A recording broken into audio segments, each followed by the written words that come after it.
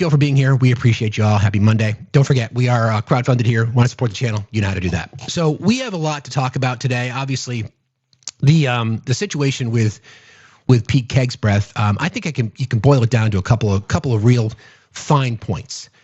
The video done. Yeah, we're going to talk about that in just a second, Mon. The video last week where the heroic six, I know the administration wants to call them the seditious six, but no, we'll pass on that. Reminding members of the active duty military to remember their oath to disobey an unlawful order. Now, we know that members of Congress, the Super Six exactly, we know that members of Congress are privy to information that we're not. So when they made that video, they were not specific with an order, any particular order. We have numerous examples of things that this administration has done either previously or currently. They were not specific, but let's put two and two together. This incident that we're discussing, we're going to talk about it a lot today, goes back to September 2nd. So it's quite likely that they were aware of some of the things that were happening illegally. Now, to me, that was just a reminder because there's going to be a lot of people who are going to have to answer some serious questions.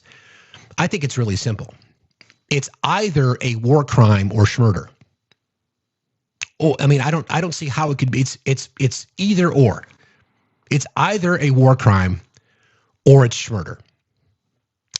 I don't know if there's any way you can look at it any other way. We're going to go through what the laws are. We're going to talk about this in terms of what international law is, what the U.S. law is, etc., and how this administration is doing everything they can to try to spin out of this. In fact, the president is basically at a point now where he's throwing Pete Hegseth under the bus.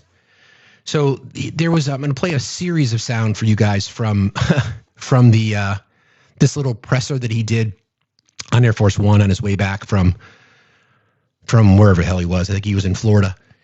The statements that he gave are really wild because he's trying to distance himself from the administration or from Pete Hegseth. Because again, commander in chief, right? You would expect he always talks about how the buck stops with him, but in this case, he doesn't want anything to do with this because he knows that this is a sticky situation they found themselves in. So this was some of the sound from. We'll go through these. There's a series of them to play. It's pretty disturbing when he's talking like this.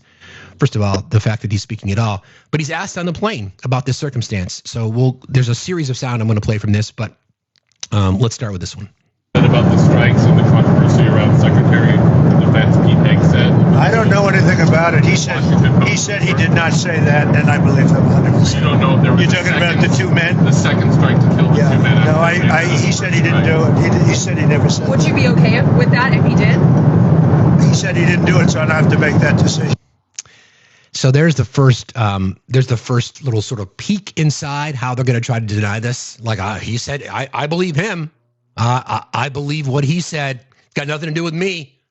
There's an echo? Really? There's an echo? I don't hear one. It sounds right to me.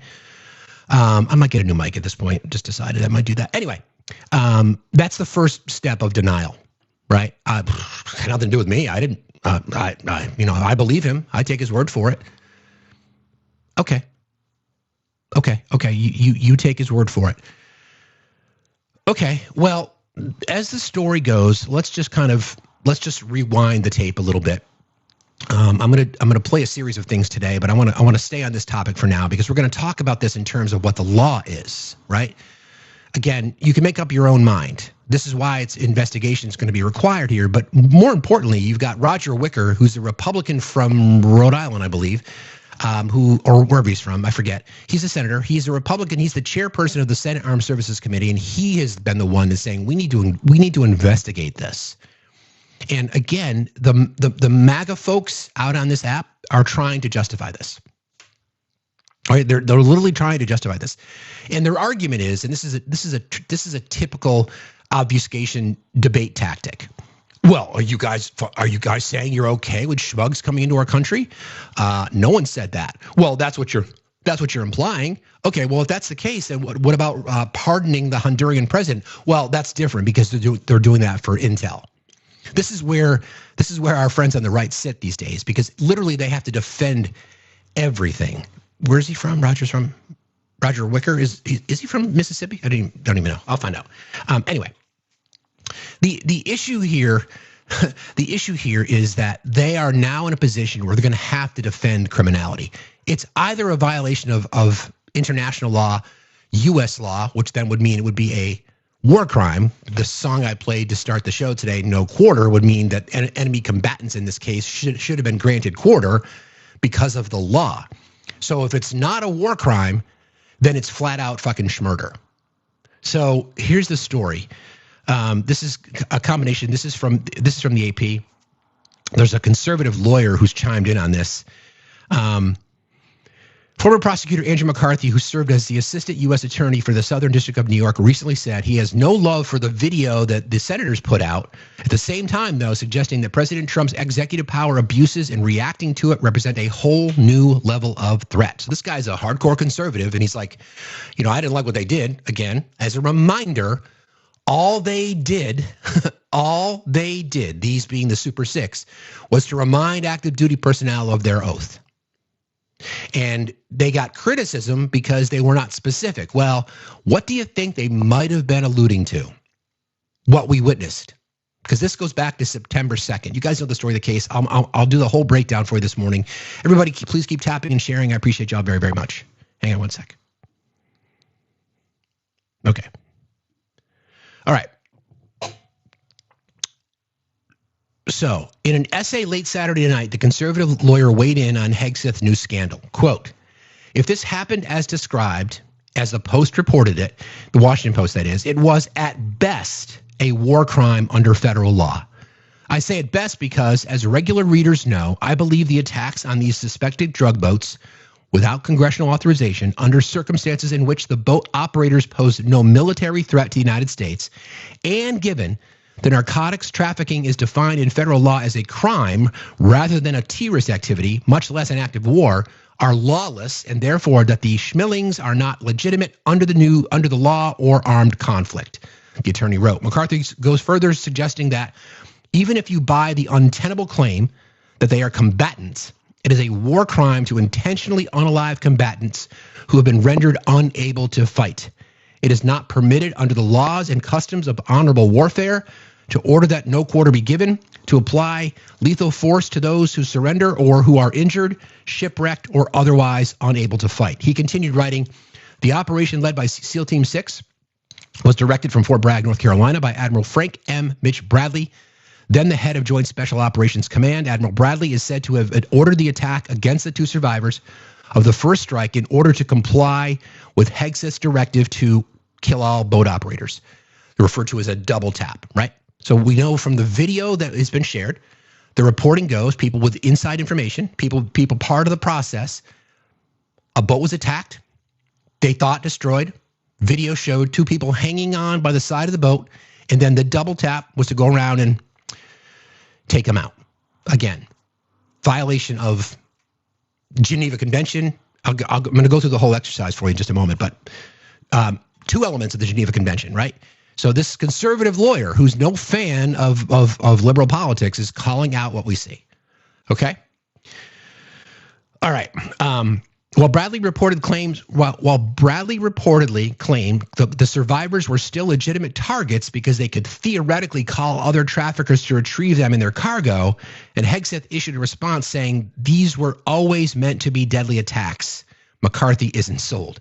Quote, neither Hegseth's statement nor the explanation attributed to Bradley makes any legal sense, the former prosecutor wrote.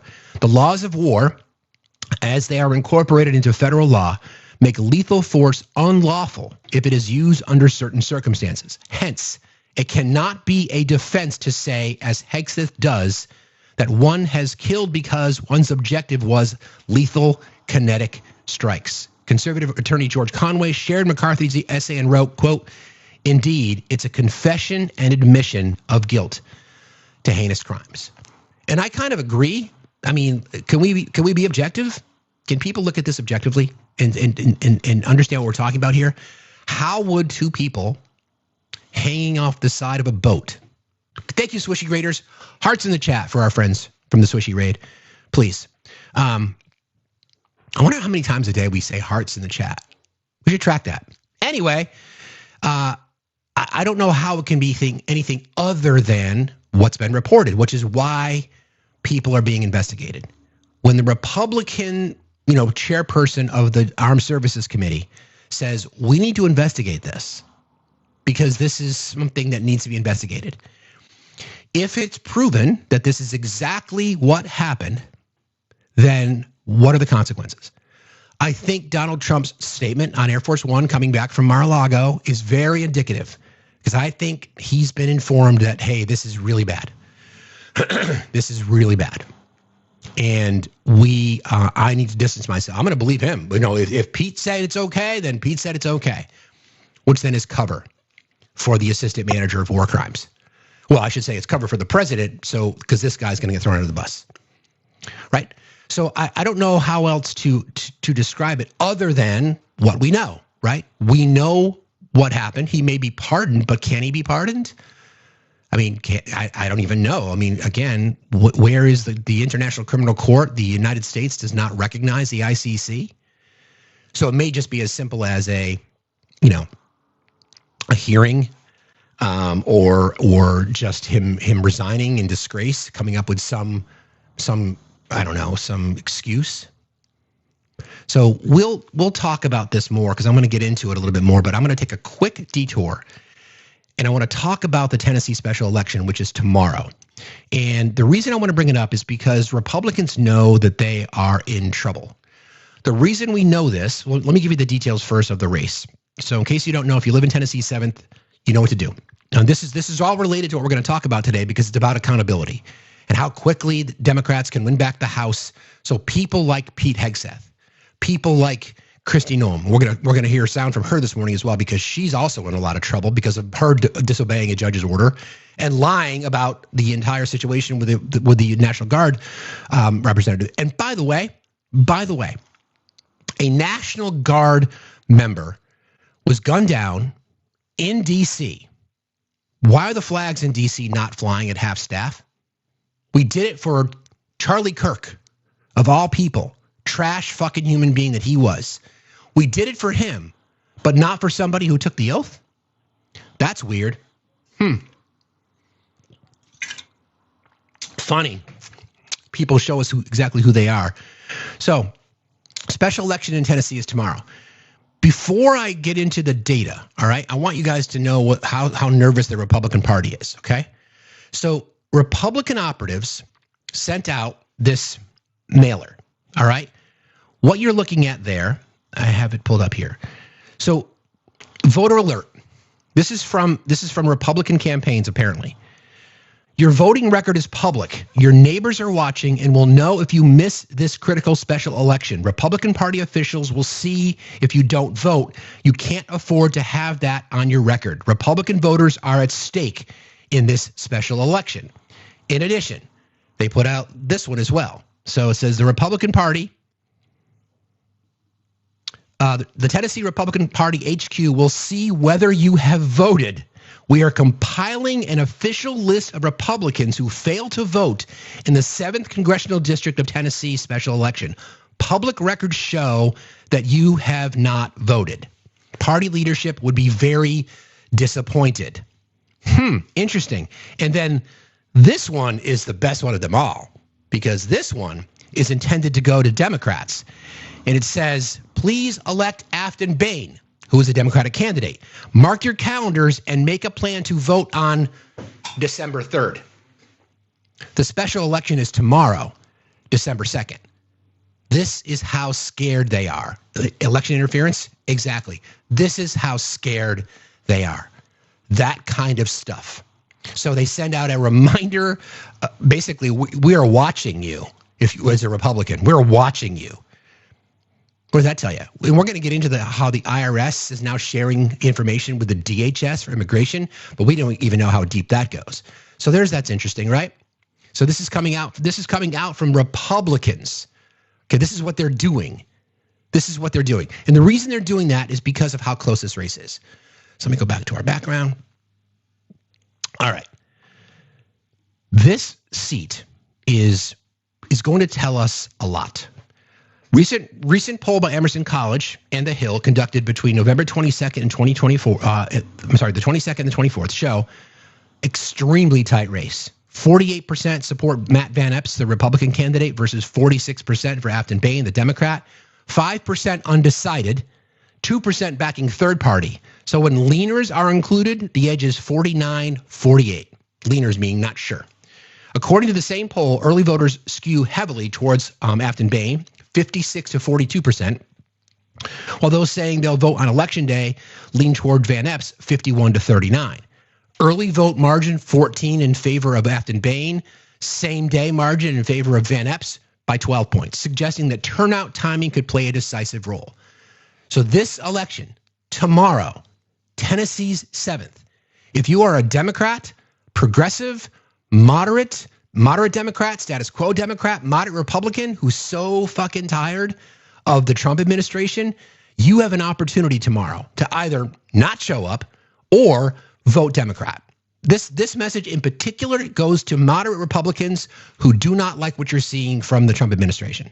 And if you don't want this power grab, this fascistic takeover of our country to continue, then you can show up tomorrow and make a difference. It's serious. This is part of why they're using election interference strategy to try to throw people off the scent. All right? Don't listen to him if you do. Oh, look at this. Look at this. Look at this. Look how triggered. Does that star mean you're a Cowboys fan? That would explain a lot. Don't listen to him. If you do, you'll become a snowflake like him. Look at. Isn't that cute, you guys? You guys, isn't that cute? You know what to do, chat. Chat, meet this guy. This guy, meet chat. Okay. Pollsters note major demographic and age splits. Afton Bain does specifically well among voters under 40, 64% for support, while Van Epps leads among older voters and men. Men again, shocker. Women lean slightly towards Bain. Despite the close numbers, most analysts still consider the GOP likely favorites, but the margin appears far narrower than anybody had ever expected. According to outlining this 2025 special election, the 7th district in Tennessee has been represented by Republicans since 1983. 40 years, this seat. 40 years. 40 years this seat has been held by a Republican. Donald Trump won this seat by 22 points in November. Mark Green was a former Republican who resigned midterm, triggering the special election. The Emerson Hill poll summary notes that Trump carried the district by 22 points in 2024. Multiple recent coverage articles affirm that figure. The 22-point margin underscores how safe Tennessee 7 has been, which makes the tight polling today especially notable. So bad. So there are things what are called internals. So like internal polling, oftentimes there's a lot more data behind what is shared externally, right? Thank you. So they are looking at they being Republican. Hold on a second. Goodbye, my love. Bye, love you. Be safe, be kind, be gentle. Have a good day. Sorry. So that's how dangerous, or that's how disturbing what they're seeing, the trend lines that they're seeing from Republicans, are from Afton Bain supporters and from Democrats and for voter activism. This whole thing is about turnout, like we've always talked about, guys. Like we've always talked about. Like this is part of what we've been saying from day one about voter activism, right? About voter activism, about how serious this needs to be, about what we all can do. This is a moment. This is a real moment. If you've never voted before, or if you're on the fence, or whatever that would look like, Gregory's working hard. What you got for me now, buddy? Dude, you're killing it today. I'll share some of those in a minute. Sorry, got distracted. Squirrel. So I don't know how I can. I'm asking. I'm asking. Okay. So this seat, if this seat goes to the Democrat, and the momentum is a big thing in politics, right? Momentum is a big thing in politics. If this seat goes to Afton Bain, then this is game over for the Republicans, which is why they're cheating so much, right? So let me get back to some of the data about this particular district. Let's see.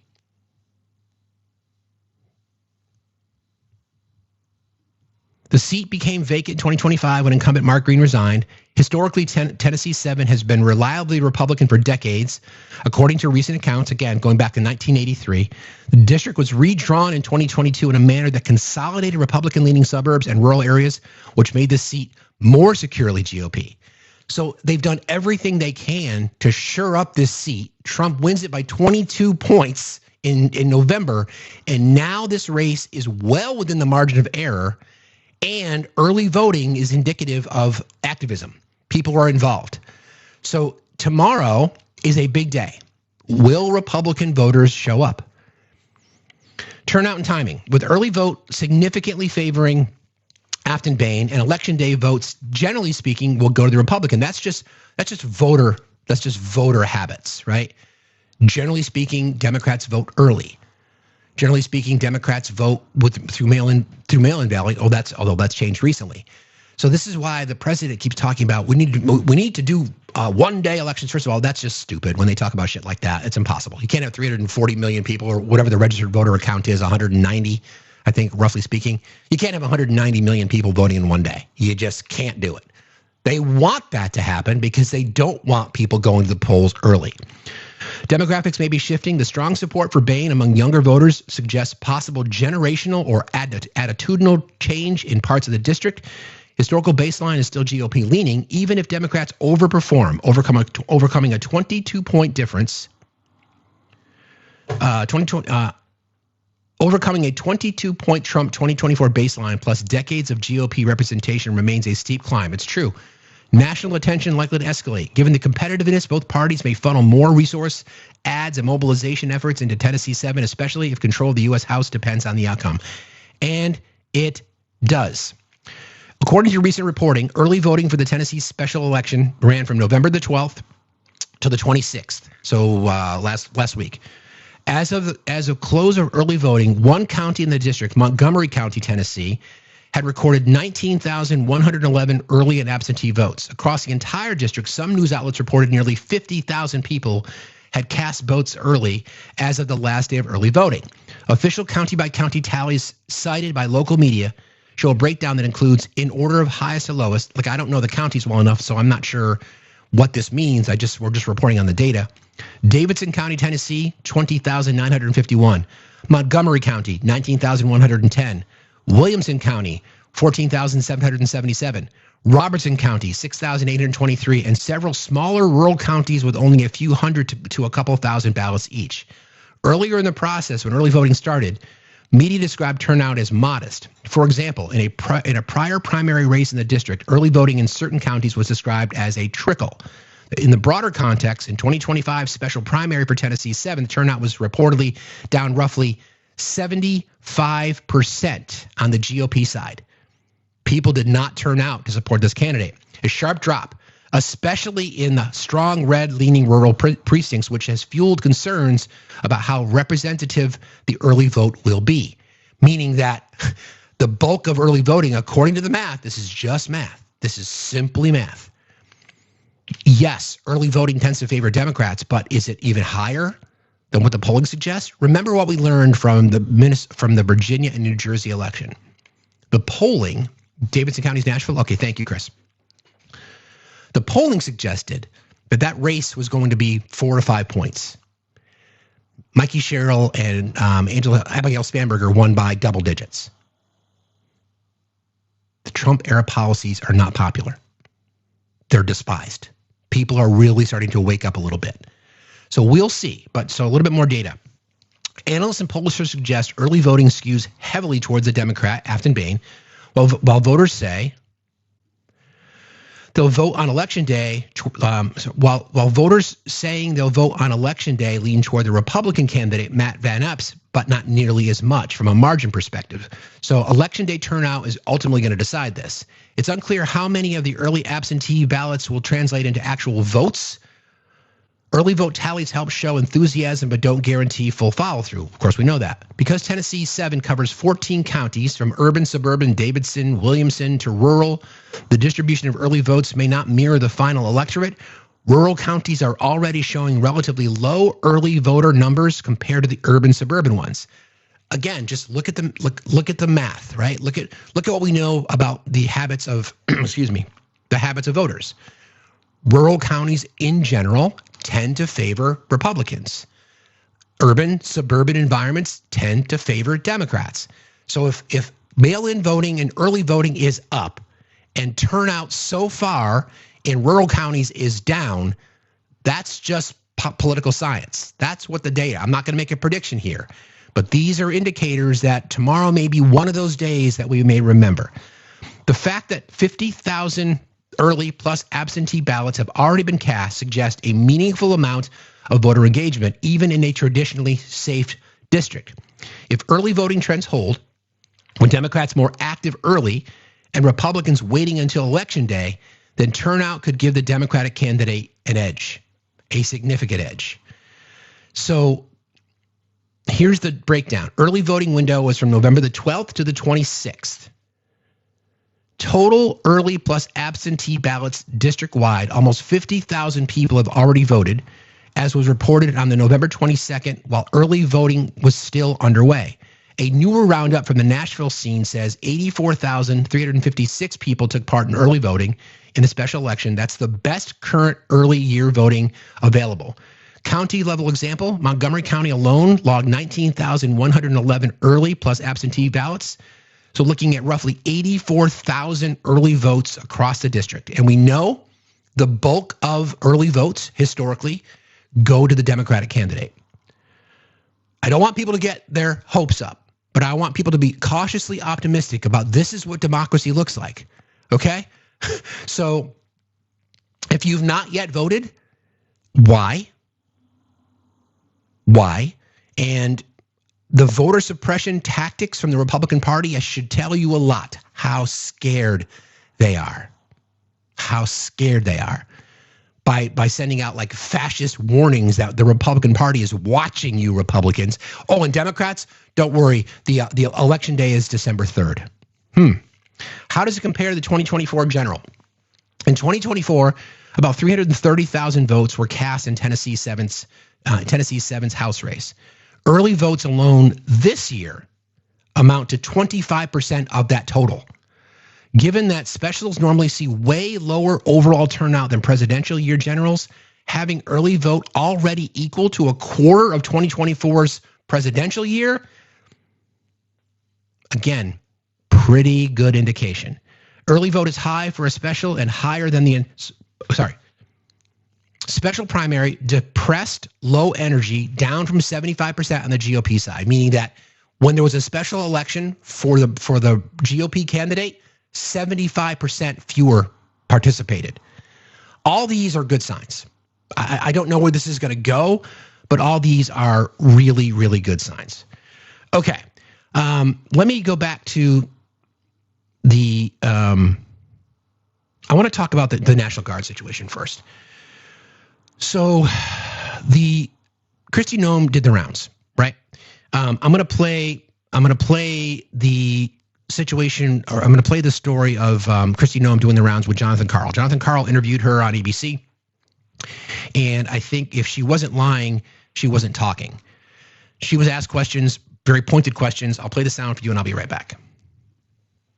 Said that he was radicalized here in the United States. He was admitted to this country by the Biden administration. That's 100% correct, 2021. But he was granted asylum by the Trump administration in April. So did you see any red flags? If you remember, John. Yeah, did you see any red flags? John, all the information that was gathered on that vetting process was gathered under the Biden administration. His asylum claim application started under the Biden administration. That information was provided by them, and the responsibility lies with them. And we need to know that and speak the truth of how this entire process happened so that we can fix it.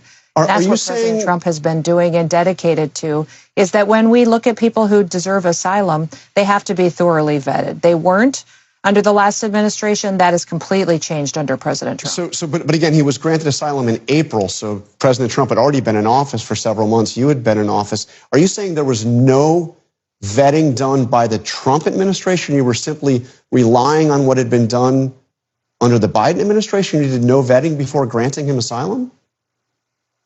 The processes were put in place using information that was gathered during the application process that happened under Joe Biden. And that has been completely fixed. And new metrics and new processes have been added under President Trump. He immediately went to work, and we put in place under USCIS the new data and new information that can be gathered, such as communicating with governments, getting information from them, and making sure that biometric information and dates of service match up. Much of the information that was gathered and provided by the Biden administration wasn't thorough and wasn't done. And what kind of a crazy world is it when you have a president that allows millions of people to come into this country unvetted, not knowing who they are, from countries that perpetuate terrorism upon the United States? And when we saw during Operation Allies Welcome was over close to 100,000 people that were allowed to come to the United States, that Joe Biden said, you know what, we'll vet them after they get here. We'll let them into our country, and then we'll vet them after they get here. And then they didn't do it. They didn't do a good job, and it wasn't complete and thorough, and that's what is being fixed right now. Again, what the Biden administration said actually is that the vetting was done before they came to the United States. So let's think about what she just said there. So it's one of two things. Either they just took the Biden administration's word for it, and they didn't bother to do a damn thing, or they looked at the information and realized, oh, okay, he's been vetted. You can't have it both ways, Christy. You can't have it both ways. It's gotten worse for her because she continues to double down on the same argument. So she's gone on numerous shows over the weekend and said the same thing. Let me find another example of her blatant fucking lies.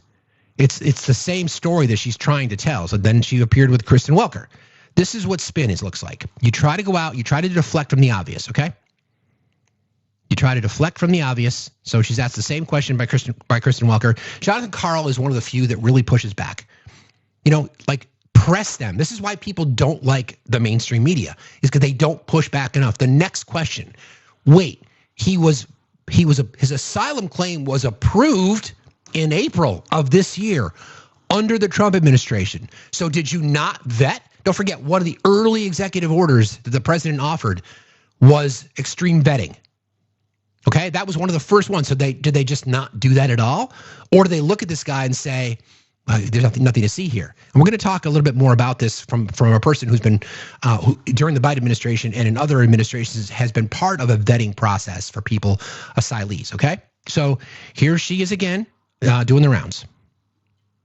At individuals under this administration, we know who they are, why they are here, and going through that. Unfortunately, this individual, that entire process happened under Joe Biden's watch. Well, but just to be very clear, I want to go back to what happened on the Trump administration's watch. He was extensively vetted in order to serve alongside U.S. service members as a part of the CIA-trained strike force. But in terms of what happened on the Trump administration's watch, just to be very clear, what vetting did the Trump administration do before giving this suspect asylum? That's right. Good question.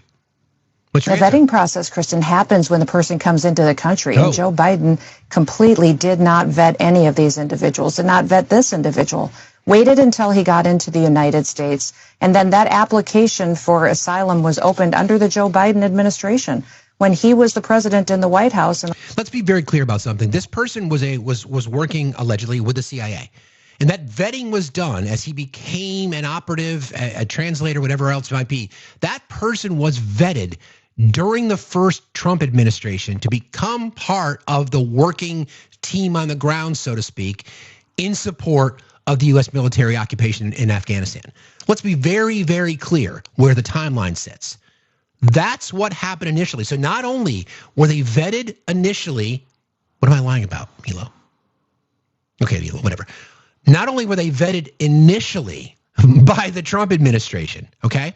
This person, Operation Allies Welcome, yes, it's true that they were allowed access and entry into the country because of Operation Allies Welcome. So the Trump administration vetted them the first time, found no issue, and then vetted them this time and found no issue. That's why they approved their asylum. You can try to blame anybody all you want, Christy, but it ain't working because we see you. Allowed that to go forward with the information that they provided. That's the Biden administration's responsibility. This is the consequences of the dangerous situation he put our country in when he allowed those people to infiltrate our country during that abandonment of Afghanistan. Oh, God. And that's why I'm so grateful we have a president now that isn't going to allow it to happen, that he now has put in place measures under his watch at the Department of Homeland Security that we are bringing in new information on vetting, new information to use, such as what do they do on Facebook? What do they do on TikTok and other social media platforms? And who are they talking to? Who are their conversations with? And we use their biometric data information now to track to make sure they are who they say they are and they're here for their right intentions. And we are going to talk about some of the steps the president is taking, but I just want to be very clear about this because his asylum was approved in April of this year on the Trump administration's watch. So just to be very clear, was there a vetting process in place to approve that asylum request? Yeah, exactly. Answer that question. Yeah, the vetting process all happened under Joe Biden's administration. But was he vetted when he was granted asylum? Are you saying he wasn't vetted when he was granted asylum? Vetting is happening when they come into the country, and that was completely abandoned under Joe Biden's administration. That's desperation. The problem is their voters will gobble it up. Well, yeah, they got vetted. They got vetted during Biden. Well, actually, their asylum claim was approved in April of this year under the Trump administration. Yeah, but that's auto pen. Wait a second. So Trump used the auto pen? No. Biden used the auto pen. He vetted them and before, and Trump just said it's okay. So you're accepting the fact that the Biden administration? No. Those questions are too hard. Don't ask me them. So again, this person was initially vetted to become part of the CIA during the first Trump administration. The Biden administration, through Operation Allies Welcome, we wanted to make sure that we lended support for the people who helped us out in the field. Okay? And now Christie is trying to say that our what do they call it? Extensive vetting, one of the absolute first executive orders that the president signed was extreme vetting. So did you not do it? Or did you miss something? Or do you just want to lie and try to blame everything on Joe Biden? You know what's going to happen in like 12 years? They'll dig up Kristi Noem and she'll have, the Mar-a-Lago makeover will have just faded into history, and she'll still try to be blaming Joe Biden for something. Like she went to Dollar General to pick up some paper towels, and there'll be no paper towels on the shelf. She'll be like, Joe Biden did that. So we know that she's fucking lying. We just know it. She's just fucking lying because they are stuck. They're caught. And part of that is because there's people that are experts in this field. This person's name is, hang on one second. Her name is Sam Vinograd. This person, Sam, she was involved in the process for vetting people, especially those affiliated with the CIA. So I'm going to play this for you, and this is I think this is the breakdown. This is kind of the legalese connected to it. So here you go. Said that this suspect entered the U.S. with minimal to little vetting. Is that accurate? Well, Nancy, I'm happy to talk about the vetting, but at this point, we don't have indications that the horrific tragedy was a result of a vetting failure. Instead, the Attorney General also said this morning it appears the individual was radicalized once here. And let's be clear on what the vetting system is and what it isn't. The vetting system is a system in which an individual's identifiers, their biographic information and biometric information, iris scans, fingerprints, facial images, are run against data sets of information about individuals with ties to terrorism and criminal history. The vetting system is not predictive of whether an individual with no derogatory information is or is not at some point going to become violent. What I can tell you is this, and I was involved in the process. every Afghan evacuee underwent vetting overseas before they were cleared to be manifested for a flight to the United States. They underwent vetting once they were manifested for a flight at a port of entry before entering the United States. And then Afghan evacuees, including the suspect, were vetted again once in the U.S. by the Biden administration. And this suspect underwent the most comprehensive vetting under the current administration when he applied for asylum. That process would typically involve an interview and a review of social media handles. Okay, I hear what you're saying, but I want to read to you something that a DOJ Inspector General report laid out earlier this year. They said that when 10... Keep in mind, she's reading a DOJ Inspector General report under the current administration. Just keep that in mind, okay? Tens of thousands of Afghans arrived at once here in the US at the end of the war, quote, the normal processes required to determine whether individuals posed a threat to national security and public safety were overtaken by the need to immediately evacuate and protect the lives of Afghans, increasing the potential that bad actors could try to exploit the expedited evacuation. Were there vetting corners that had to be cut here? Well, during the Afghanistan withdrawal and the subsequent period, there are various priorities in place. Certainly, we wanted to help our Afghan partners and bring at-risk Afghans here.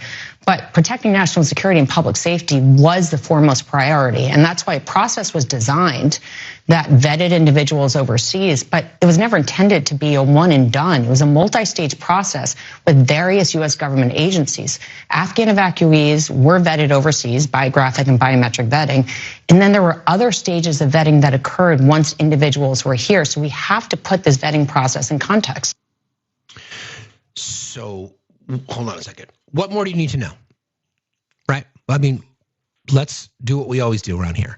We talk about what we know. What we know is that this gentleman was vetted to become part of the CIA support on the ground for active duty military personnel in Afghanistan. I don't know what his job was, but he was vetted. Okay? During the Trump administration. So this is why they're stuck. This is why journalism is important. Either they did not vet this individual. They did not vet this individual, all right? Or they vetted this individual and found no issue, which then allowed this person to work in support of the CIA. People that we decided to say, okay, we need their support, we need their help. Thousands of Afghani citizens, people in support services, in support roles, et cetera, et cetera, et cetera. The Biden administration offered those people who were vetted during the Trump administration part of Operation Allies Welcome, the thousands of people that we helped rescue, that helped save our asses, that helped save the lives of active duty military on the ground because of intelligence, support services, translators, et cetera. Those people were then vetted again, based on the process, as just explained, vetted again, came into the country. This person applied for asylum in December of last year. This person had been vetted multiple times through the process, determined that there was no threat. That person applied for their asylum in December of this year. Their asylum claim was approved in April of this year under the Trump administration.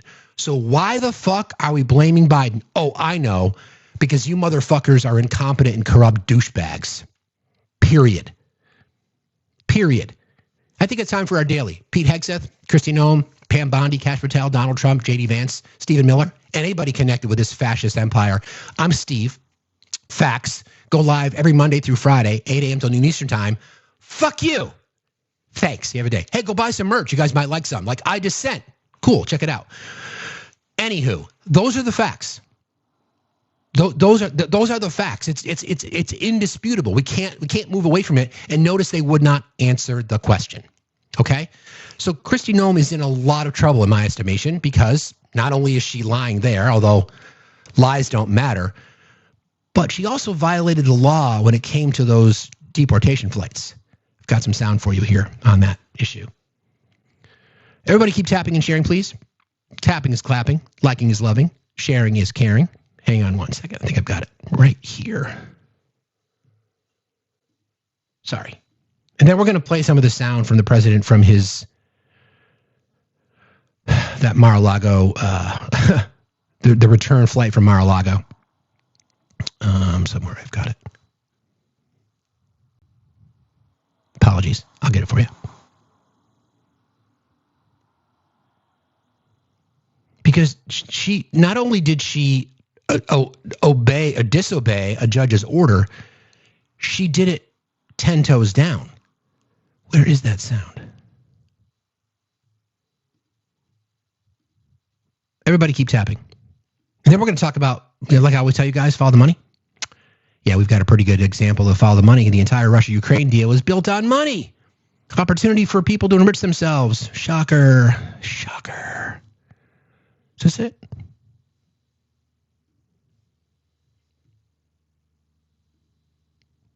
I'm sorry. I'll find it. Sources tell CNN after the missile struck the boat, there were not that one. We're going to hear from Mark Kelly this morning too. Hang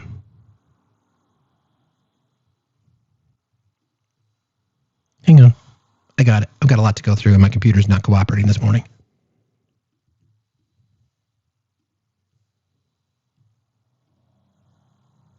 Okay, here we go. Sorry. Of course, it was the last one I looked at. This is in regard to the court order that the judge gave. Final topic. In a filing in federal court this week, the Justice Department said that when the administration was ordered back in March to stop sending detained migrants to a mega prison in El Salvador, you personally made the final call to continue the flights anyway. Is that correct? Do you acknowledge that?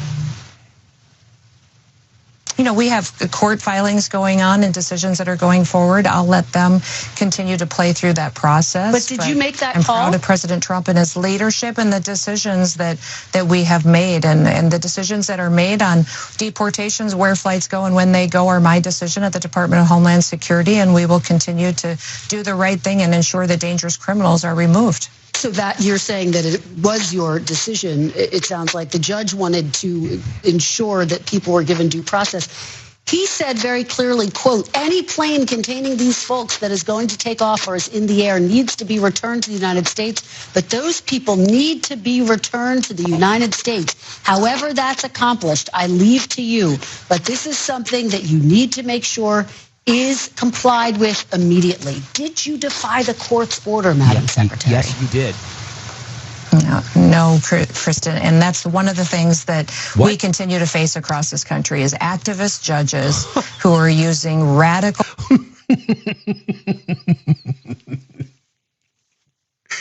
Okay. Judge gives an order, turn the plane around, and Kristi Noem's response to that is after she basically had said, oh yeah, decisions that are made on deportations, where flights go or when they go are my decision. So she's owning it. So her response is it's activist judges. So we don't have to abide by the law because of activist judges. Okay. Decisions that have no standing and no grounds to try to stop what President Trump is doing to protect America and to keep us safe. So we'll continue to do the right thing. Follow the law. Break the law. The right thing is what? To break the law? Okay. Work and do protect Americans no matter what radical judge comes out and tries to stop us. We'll do the right thing and know that we're on the side of the law, the side of the Constitution, and the side of the American people. Okay. That's good to know. You're on the side of the Constitution. I think in the Constitution, you're supposed to follow the law. And the judge said, don't do this, and you did it anyway. So what do you teach? Do you have kids, Kristi? What do you teach them? Like, can you imagine those conversations? So Mom, I saw you talking about, did a judge give you an order to tell you to turn the plane around? Well, yeah, but that judge was an activist radical. What does that mean? Like, so if I get an F on my history test in 10th grade, I can say the teacher is a radical activist, and therefore I should not have to worry about doing my homework again because I don't like the information that they gave me.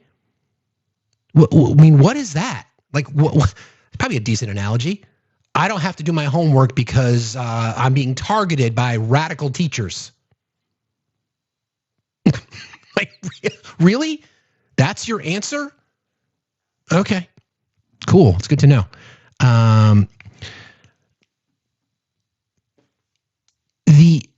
go back and forth on this. We've talked about this before. Entitlement, it's a good way to call it. I go back and forth on this whole thing. Like, who is the most who is the most extreme? Or who's the dumbest? Who's the most corrupt? You know, the situation with Caroline Leavitt and a member of her family, and it seems like there's enough data to say that her cousin was literally knew that his former partner, wife, fiance, green card was about to expire. So did ICE get a phone call to deport her for no reason?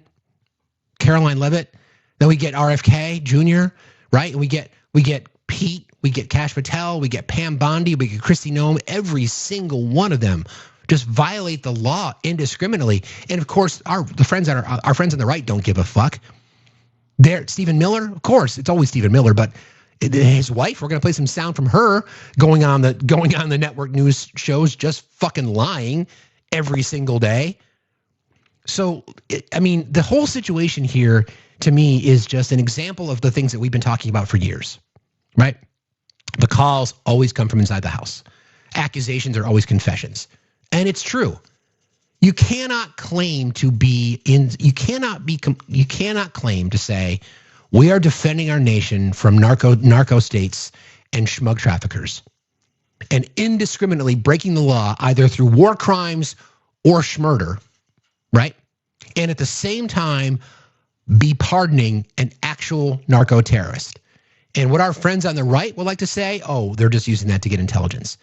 You couldn't just send him to the same kind of prison that you sent Ghislaine Maxwell to? Hold on. Got to do the puzzle piece. You couldn't say, listen, if you give us some information about the cartels, we'll just send you to we'll reduce your sentence by 20 years and we'll send you to a minimum security prison. You couldn't do that, right? You couldn't do that. You couldn't just be like, no, we're just going to pardon you instead. Because Honduras has an election coming up. And because Donald Trump wants to support the conservative, and he knows that the former Honduran president can certainly influence a lot of votes. But you guys don't care about that shit. You love corruption.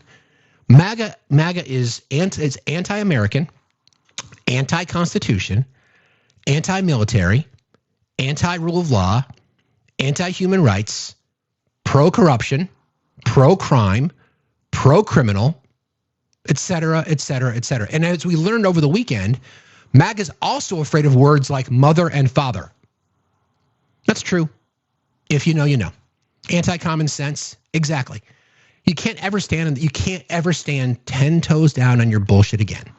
Anti-brain, anti-thinking, you're right, fairy dust. Pro-PDF file. Again, this is just what we know. Like, I saw this and I wrote it down. The GOP says it'll take a lot more than eyewitness testimony, photos, DNA, toxicology reports, victim statements, wire transfers, emails, flight manifests, phone records, surveillance logs, bank records, audio, video, and total confessions for them to believe Trump's Epstein ties were more than coincidental. Seriously. Eyewitness testimony, photos, DNA, toxicology, victim statements, wire transfers, emails, manifests, phone records, surveillance logs, bank records, audio, video, total confessions. Yeah, but that's just a coincidence. Okay.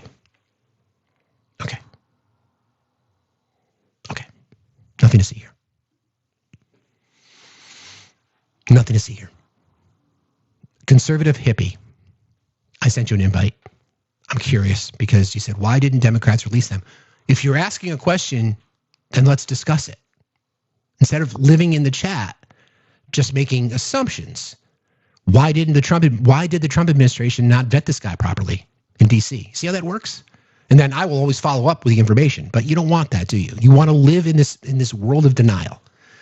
Okay, so we're starting to get more people being asked these hard questions. So Mark Wayne Mullen, senator from Oklahoma, not the brightest bulb in the tree, which tracks, due respect to our blue dot friends, but he was asked the same question about, like, what's going on with why are we pardoning people and why are we blowing up boats that's against the law, and yet we're doing but we're pardoning an actual narco terrorist. So this is Dana Bash asking Mark Wayne Mullen that question. He is clearly very concerned about Central and South American presidents allegedly trafficking drugs to the United States. So if that's the case, why is he planning to pardon the former Honduran president who was convicted by an American jury of drug trafficking, who allegedly said, this is according to testimony from his trial, he would, quote, shove the drugs right up the noses of the gringos by flooding the United States with cocaine. Think about that for a second. That's what this guy said during his trial. Sentenced to 40 plus years, hundreds of tons of nose candy that he was responsible for, either through corrupting the police department, law enforcement in the country, taking backroom deals, taking money, and then that statement alone. I want you to hear that again, just so we can level set before Mark Wayne Mullen answers the question. Here you go. He is clearly very concerned about Central and South American presidents allegedly trafficking drugs to the United States. So if that's the case, why is he planning to pardon the former Honduran president who was convicted by an American jury of drug trafficking, who allegedly said, this is according to testimony from his trial, he would, quote, shove the drugs right up the noses of the gringos by flooding the United States with cocaine? Well, the particular circumstances that I'm not quite aware of. However, I do know we're trying to build relationships with Honduras. We're trying to build relationships throughout South America and Central America, because China has greatly influenced those countries in a negative way. Got it. And it's not alleged that South and Central America and Mexico is flooding our streets with drugs. We know that's where they're coming from. What? And so I think by building new relationships, by allowing people to have a new beginning, he's showing good faith, saying, hey, we're going to work with you as long as you work with us. The minute you want to come punch us in the... A new beginning. Listen, I understand that we spew a whole bunch of bullshit rhetoric when it comes to the F drug. We know that you distributed, I think the estimate was like over 1 billion individual, we'll say, doses of nose candy. 1 billion or more, 400,000, I think, metric tons, something to that effect. He actually did this. This guy was sentenced and convicted and put in jail under U.S. law. An actual narco terrorist, an actual one, okay? An actual one. And the argument is, well, we all make mistakes. You want to continue to send your illegal drugs to us, we're going to be very proactive against you, which this is what peace through strength looks like. Oh my God. That's what peace through strength looks like? What? Okay. This is how pathetic they are. So a little bit more from Kristi Noem, because again, some of the rhetoric that the White House had shared over the weekend about remigration. Okay, here we go. On Thursday, quote, only reverse migration can fully cure this situation. On Friday, DHS posted, quote, remigration now. As you probably know, this term has been used in different situations, but including by the far right in Europe to call for the mass deportation of non-white immigrants. How specifically does the Trump administration define remigration? Well, President Trump has been working towards cleaning up the mess that Joe Biden left us ever since he came into the White House. But how do you define that word, Secretary Noem? How do you define that word? Well, first of all, we have criminal illegal aliens we've been targeting since day one. We have removed millions of people from this country already just in the few short months that President Trump has been president by making sure we're going after criminal illegal aliens that are murderers, rapists, and criminals and getting them out of our country, bringing them to justice. You mean like fellow cabinet members of yours, Kristi? Like, those people, like the president and Pete and others? Like, those people? Cool. And then encouraging people to go home. If you're here illegally and breaking our laws, you can leave now, and you may get the opportunity to come back someday. But if you wait until we detain you, and we will deport you, and you'll never get the chance to come back to America and visit us or become a citizen. We're going to continue to do that, go after those criminals, go after those individuals that came in under programs that were broken on the Biden administration, and people who were in place and leadership in that crazy 4 worlds we lived through, 4 years we lived through before President Trump came in. Thank God we have a president now that recognizes that letting all of these people into our country that we don't know who they are is dangerous. That we let in terrorists, we let in criminals, we let in mentally unstable people. They shouldn't be here. They're going to leave, and President Trump is going to ensure that Americans become first and the priority, and that they're going to be safe on their streets again. Secretary Noem, I mean, come on. Really? So what they're referring to is some bona fide white supremacist language around remigration. I mean, this shit is from reverse migration. This is great replacement theory crap. This is all rooted in white supremacy. This is all rooted in Project 2025, and they're telling us. They're telling us. I mean, that you heard it. Try to defend that shit. Meanwhile, Stephen Miller's over in the corner fucking spanking it every time a brown person gets beat up. He fucking loves it. He loves it. He gets off on that shit. I'm not judging your kinks, Stephen, but let's be real. We know who the fuck you are. Okay. No. Amanda, thank you for your $10 on the Blue app. I appreciate you very, very much. Listen. The walls are closing in. Nice. The walls are closing in. And they are, because the president's not going to take any responsibility for any of this. By the way, he's got immunity. Thank you, Supreme Court. Yeah, Niles, because it's racist. Sorry to tell you, you may not like it. See, the problem with you people like you, Niles, is that you don't think things are racist because you're a racist. I don't know what to tell you. I don't know what to tell you. I mean, if you don't like it, I mean, that may not have been your intention. I don't know if you're friend or foe, but for people who say that they're not racist, the things that Charlie Kirk said weren't racist, or the things that Kristi Noem said aren't racist, or that Donald Trump isn't racist, or Stephen Miller isn't racist, that's because you're a racist. I hate to have to tell you that, but you're probably a racist, right? Like we always say, men who talk about the size of their wrench have a tiny wrench. People who claim to say that Charlie Kirk and Donald Trump and others aren't racist are racist. Yeah, there's that. Ooh. Got it. So there's that. This is going to, this is the legacy of this administration. And people who want to support it, continuously support it, just proves exactly who they are. It proves exactly who they are. You want to defend you again. We had flags at half staff for Charlie Kirk and not for a West Virginia National Guard member? Really? Really? Posthumously awarded Charlie Kirk the Presidential Medal of Freedom? Really? Okay. Like I said before, friends, don't engage with that bullshit. Just call it out. It's like just belittle them. Be condescending. Talk down to them. Just give them the look. Did you all have the look from your mom or your dad when you were a kid? From my Italian American mother, the smartest person I've ever known, all she had to do was she'd do this, and all the blood would rush from my body. Because in my house it was not "don't tell dad," it was "don't tell mom." So just give them the look. Just shake your head. Wow. Why would we not fly the flags at half staff for a West Virginia National Guard member, but we flew them for Charlie Kirk? Why is that? Force them to answer the question. They won't. Who gives a great look?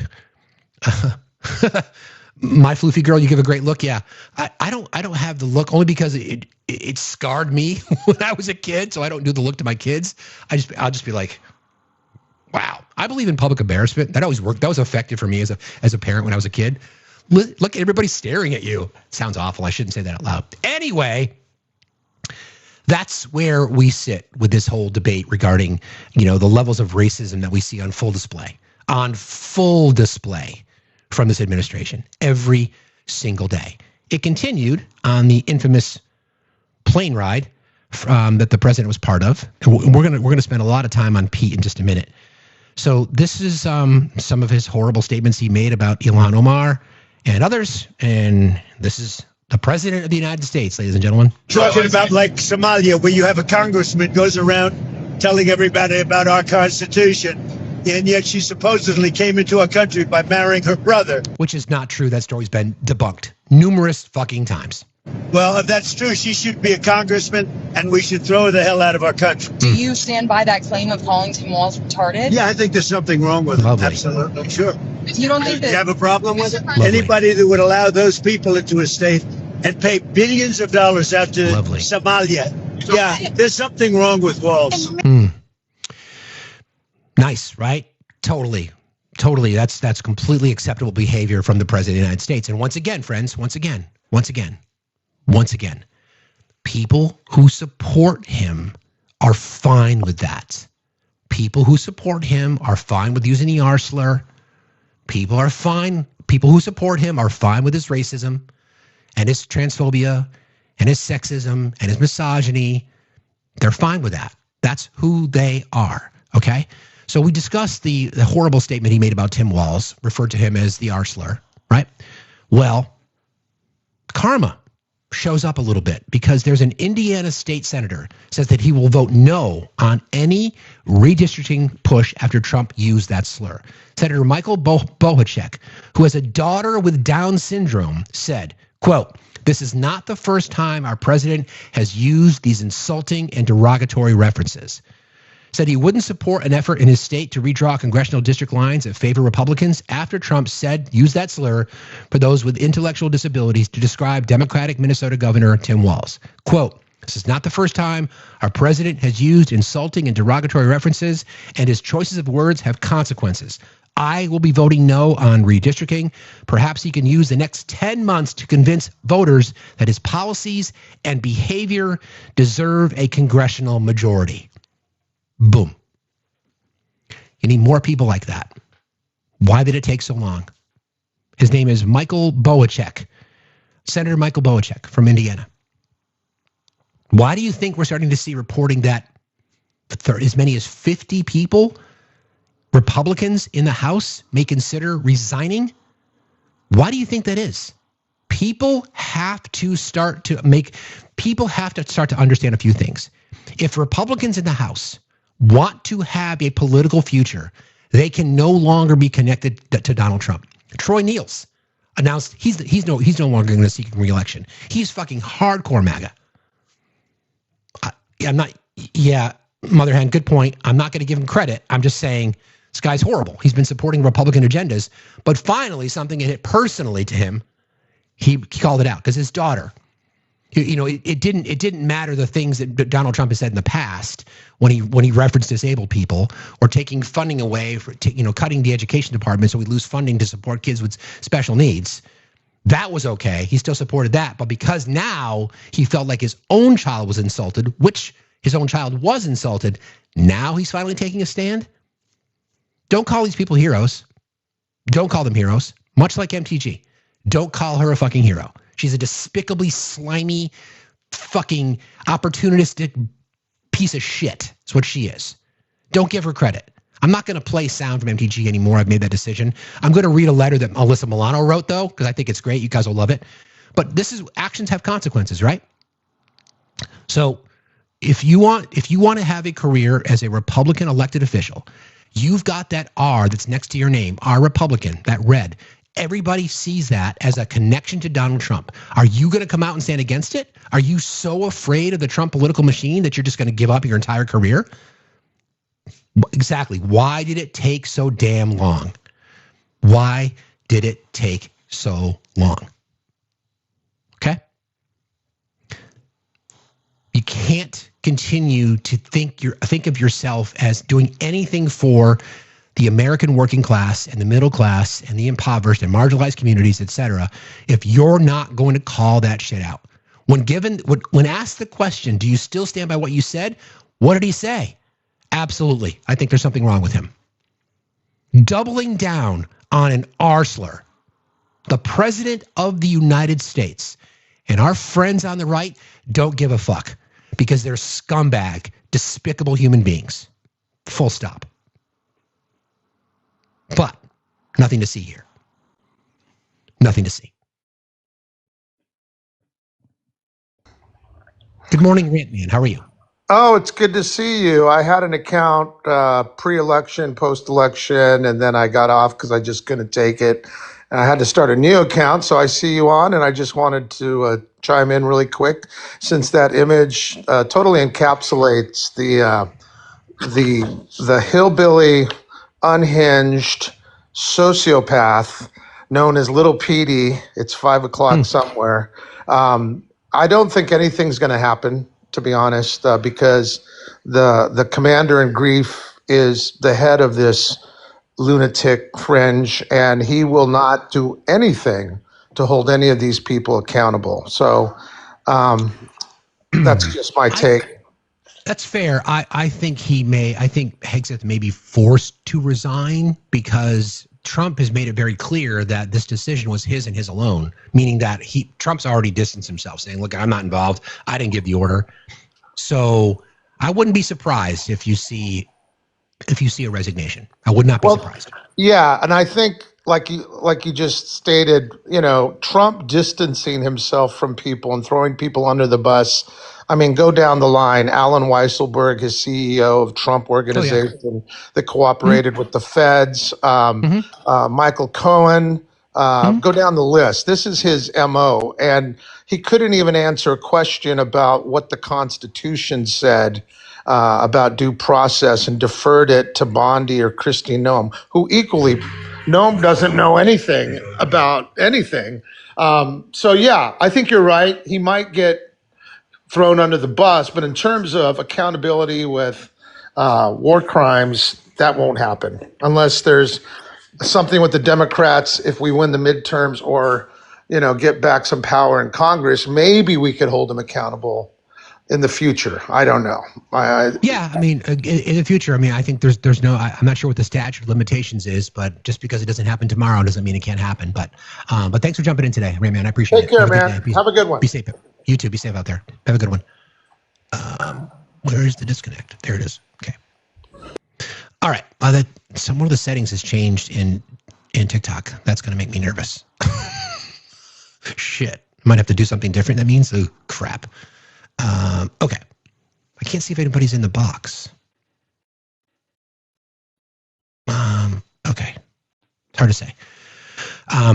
Anyway, no hero. This state senator is no hero. Certainly not somebody that we should be praising because it took this. Just like we say, that person had courage. The same thing with Liz Cheney. We can use the same argument. Liz Cheney, fucking horrible shit. She voted for Donald Trump like 95% of the time because she finally decided to do her job and provide oversight. We should praise her? Fuck no. Not interested. Doesn't work that way. Okay. Can somebody request? Because I don't know if I even have access to the request box. I just want to see. Let's see. Okay. I do have. Okay, guys. Thank you. I appreciate that. Thank you all very, very much. I do have access. It was weird. It just looked a lot different. Hold on a second. Okay. Thank you, guys. I appreciate that. Thank you all. Appreciate you guys. I do have access to the request box. If you don't want to come up, you can just drop. Thank you, guys. I appreciate that. Okay. Good to know. I see. I don't know. I'll bring up Tommy because I know Tommy comes up a lot. But thank you, guys. Appreciate that. You guys are so kind. You don't know how to drop mute? I can boot you. Gotcha. You're booted. Okay. All right. 13 people now in request. I do? 13? No, I think everybody dropped. Okay, I think Tommy's the only one that's left, and I'll bring up Tommy. You're welcome, you. Hey, Steve. Oh, look at you. Good. Yeah. Damn, dude. We're in St. Kitts. Thanks, man. I had to shovel this morning. Thanks a lot. I appreciate that a lot. Appreciate you. I heard Donald Trump hasn't said anything dumb in the last 24 hours. I could be wrong. Oh, you're wrong. Hey, that's good news. Oh, I'm wrong, man. No, you're way wrong. At least I'm disconnected a little bit. Good. Enjoy it. Go back to the water. It's good to see your face, man. See you later. Yeah, you have a good one. Right, bye. Take care, brother. All right, bye. That's cool. Okay.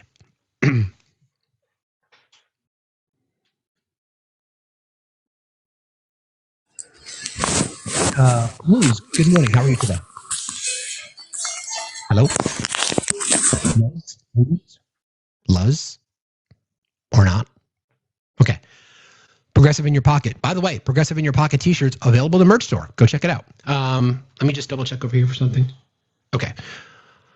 All right. So let's talk about some of the things that the president has said just recently, because it's pretty bad. I played you a little bit of sound, but some of the other things that sort of stood out to me, I played that one, his hatred towards Somalia. Now he's labeled 13 countries as basically third world in his mind, even though most of them aren't. He's just too stupid to know any better. I want to talk about the MRI thing because it showed up again. Recall a while back, we talked about his physical. He talked about how he had a routine MRI. First of all, friends, there's no such thing as a routine MRI. You don't just get an MRI. It's not part of your normal. This tells me that people talk about how he's sunsetting. I think the sun is down officially. So here you go. And instead of answering the question, he just decides to attack. Here you go. Asked about my MRI. MRIs are very, Governor Walz asked you to release the MRI records. Will you tell us? Yeah, so Tim Walz said, release the MRI. You probably saw that, right? We should double down on that. Hashtag release the MRI.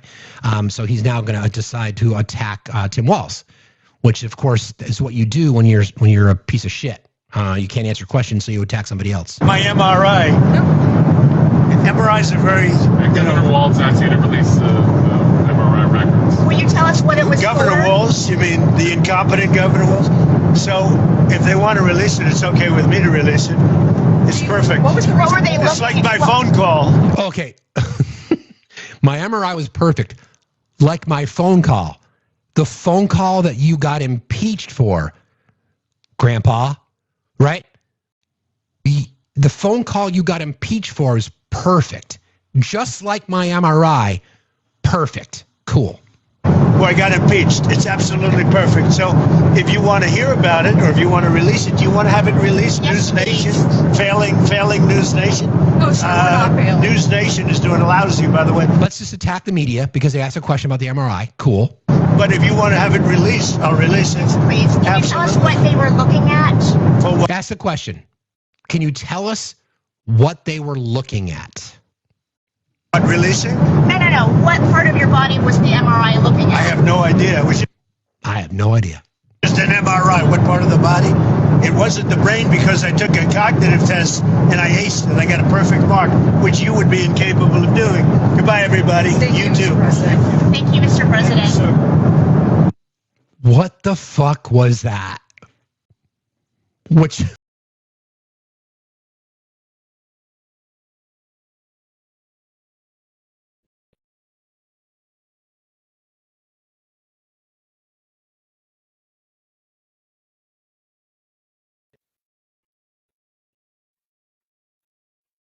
in our little family, the person who does our backgrounds, his name is Gregory. We call him Legend because he's a legend. You know, veteran, dad of a special needs kid, amazing father, amazing husband, just an unbelievable human being that we are honored to know. He is Legend. So Legend's been on his game. So here's the latest.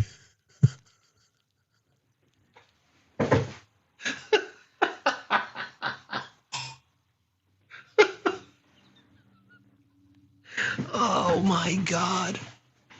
Yes, that is the fucking best, bro. Hold on a second.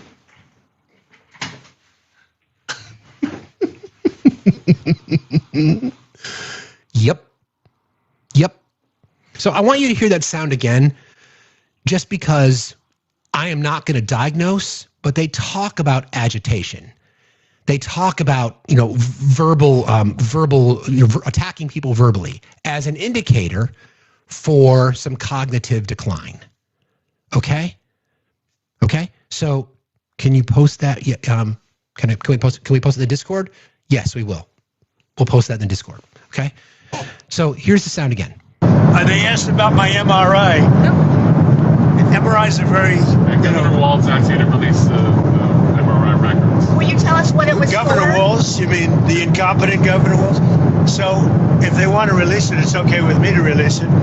It's perfect. What were they It's like looking my for? phone call where I got impeached. It's absolutely perfect. So if you want to hear about it or if you want to release it, do you want to have it released? Yes, News Nation? please. Failing News Nation? Oh, sure, we're not failing. News Nation is doing lousy, by the way. But if you want to have it released, I'll release it. Please, can you tell us what they were looking at? For what, releasing? No. What part of your body was the MRI looking I at? have no idea. It was just an MRI. What part of the body? It wasn't the brain because I took a cognitive test and I aced it. I got a perfect mark, which you would be incapable of doing. Goodbye, everybody. You too. Thank you, Mr. President.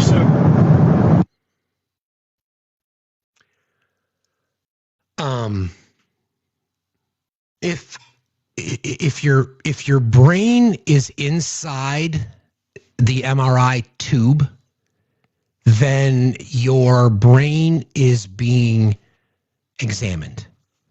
So I wrote a brief little poem this morning, in our mod chat. Where is it? I'm going to read it because I think it's funny. I forget what I said. Hold on. I can, and you'll know the tune. I can shovel down a Big Mac, never wash my ass crack, stand and lean and lie. Da-dum, da-dum, da-dum. I'm never the one to blame. My face is always orangely stained because I never had a brain. Ba-dum, ba-dum, ba-dum. This is the President of the United States. Okay? Of course, they're going to tell you what they're scanning because they have to. They have to tell you what you're scanning. So our friends in the chat, okay? Our friends in the chat who are MAGA voters, you understand, right? Well, that's an open-ended question. Our hope is that you understand that you don't just get MRIs. You don't. You don't just get an MRI. Okay? You have an MRI for a reason. As someone who's had one in their life, they told me what they were looking at. My daughter, during her cancer treatment, they told us exactly what they were scanning and why, what they were looking for. You don't just go and have one like you're going to get a new pair of socks. So again, since he now publicly authorized the release of his MRI, do you think we're going to see it? Of course not. It's a perfect MRI, just like my perfect phone call that I got impeached for, but nothing to see here. What are we looking at?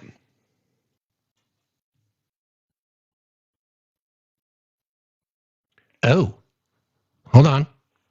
I love this. Little breaking news, friends. First appeals court decision on the controversial temporary U.S. attorney's installation goes against Trump 3-0.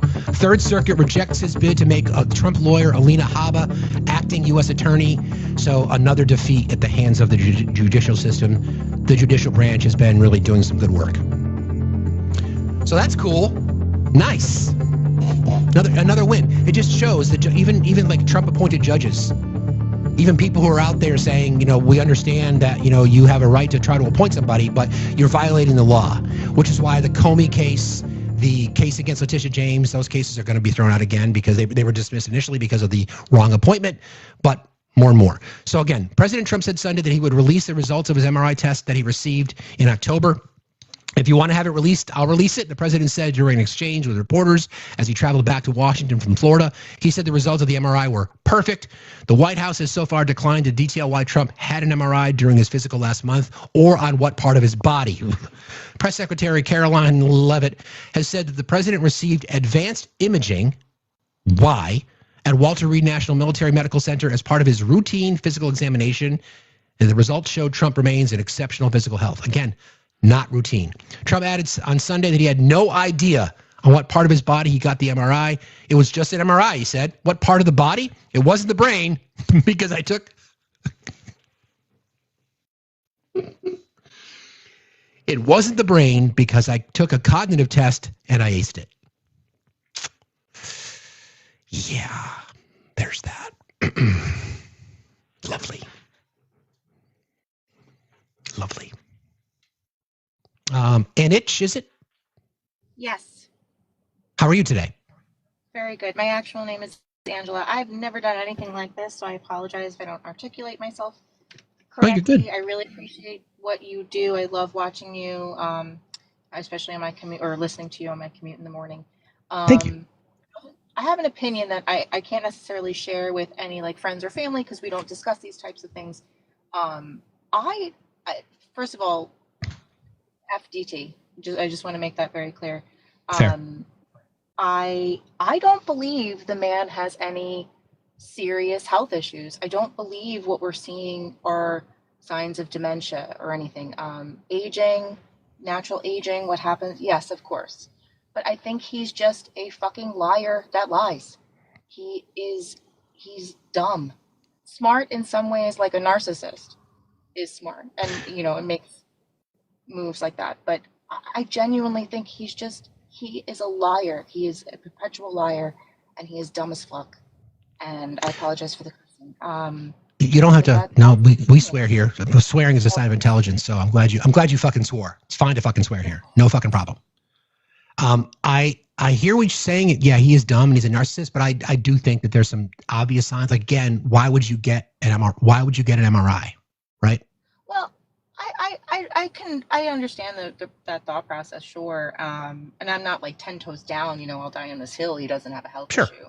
But I can imagine that the president of the United States, especially at his age, if he's showing some cognitive decline naturally, if you or I went to the doctor, they may not say, well, let's do an MRI, but as the president of the United States, I feel like that could be, part of the process, that they'll be like, we're seeing a little bit of this. We're going to do some imaging and just take a look, that way. He gets a little more special treatment in terms of health, Well, because I think, but there's also some visible signs as well. There's swelling in his legs. There's the bruising on his hand from IVs. There's all kinds of things. There's images of a facial droop. There's been reporting, not confirmed. I'm only sharing what's been reported about mild strokes, things like that. So, I think we can make some reasonable assumptions that he is definitely in cognitive decline without question. Yeah. Now, I certainly agree with you that he's just dumb. I should say he's stupid. I fully believe that he is stupid. But I think more than one thing can be true in this case. Well, listen, I really appreciate you hearing me out. No problem. I need to get into work and start my day, but I hope you guys have a good one. And thanks Same to you. again for being here and doing what you do. Thank you for saying that. I appreciate you. Have a good day. Be safe out there. Yeah. Thanks a lot. You too. Bye-bye. All right. Bye-bye.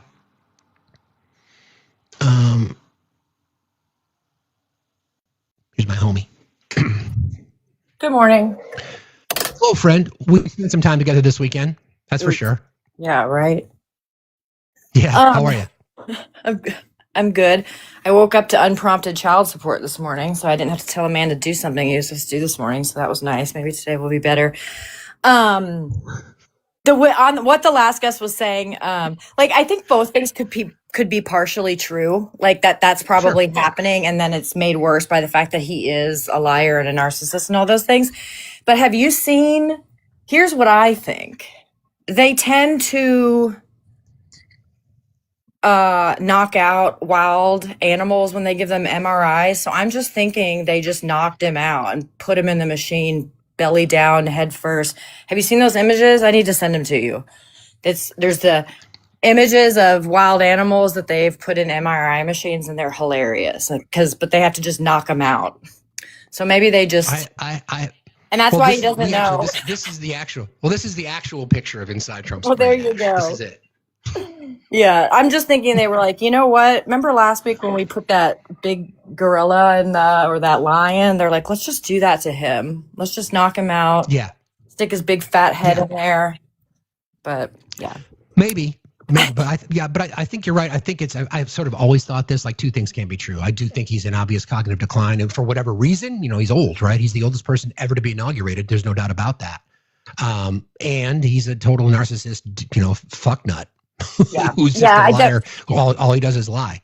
And now I think that because he can't because he can't control it now. Now he's going after everybody, calling, quiet piggy. Are you that stupid? The insults have just ramped up, and that's an indicator of, the ability to lose sort of control of your faculties, so to speak. Well, and he's been given permission to do it, right? It's like the attention that you give to a toddler, right? Your fan base is laughing. They're making memes. It's funny. Correct. When you laugh at a toddler, it calls you a butthead. They call you a butthead all day long, right? So Piggy, I don't know. He's a child. I hear you. Yeah, he's a child. Yeah. Alrighty. Well, maybe we'll collab soon where it's not yelling at people together or something. So fair. I appreciate you. Have a good day. Be safe out there. All right. Talk to you later. All right. Bye.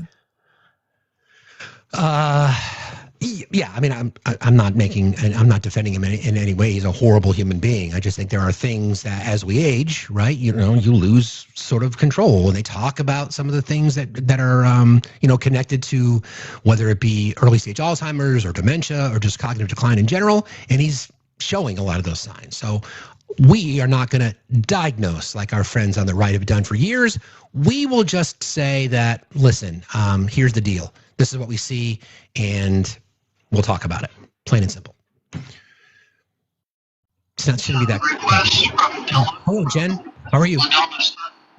Jen, are you there? Aggressive in your pocket. Okay, sorry. That was loud. Couple more guests here. We'll clear the box, and then we'll get off. We'll get to what we're going to talk about.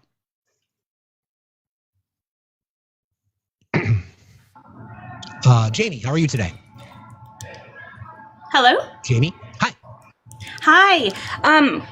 No, I'm so sorry. I am not MAGA, but I'm very, very, very curious. Has anyone MAGA been on here defending the phone grift, where they like pre-ordered these MAGA phones and now they're indefinitely they paused it all and they're pretty much just saying it's not going to happen. Has anyone been defending that yet? No, I'm sure they'll figure out a way. No, I'm sure they will figure out a way to defend it though. They'll try. They'll just say the orders. They'll come up with an excuse like the demand was so high. Absolutely. That, the orders are delayed. Yeah, they'll figure it out. Okay, cool. I just wanted to see if you had spoken with anybody about that yet. But you have a great day. Okay. Same to you. Thanks for being here. I appreciate it. Take care. Bye. It's a really good point, right? We heard that. You guys heard that story, right? All the pre-ordered. It was delayed 2 weeks exactly. All the pre-orders for their phones, and of course, yeah, they're not gonna give. I'm not gonna give them a narrative. Actually, Erica, you're right about that. I probably should not give them a narrative. No, the truth is, you suckers were lied to again, and you've been grifted out of your hard-earned money. It's a fair point. I'll bring up Nick Spike, and then we'll get back to our topics of the day.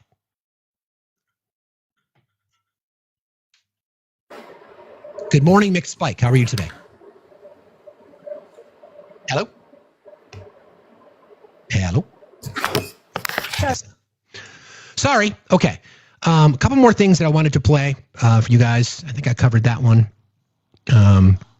This is the bizarre defense of defending the drug trafficker.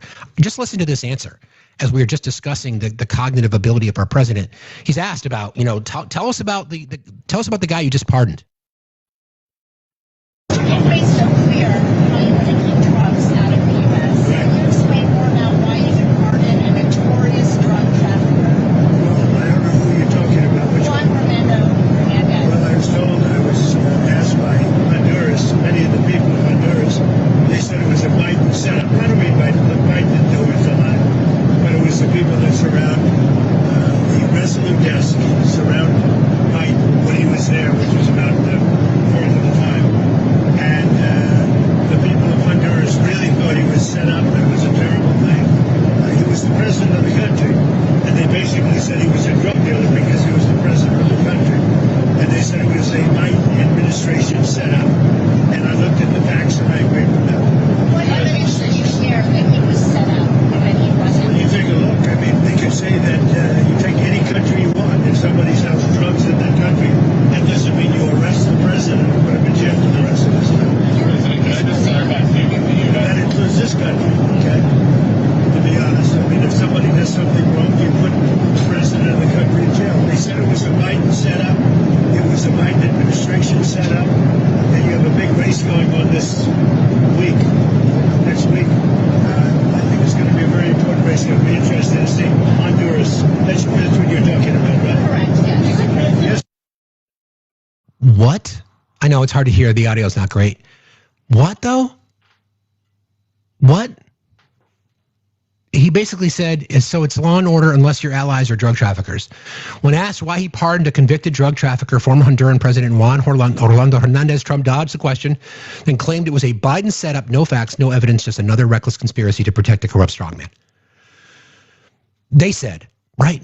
They said.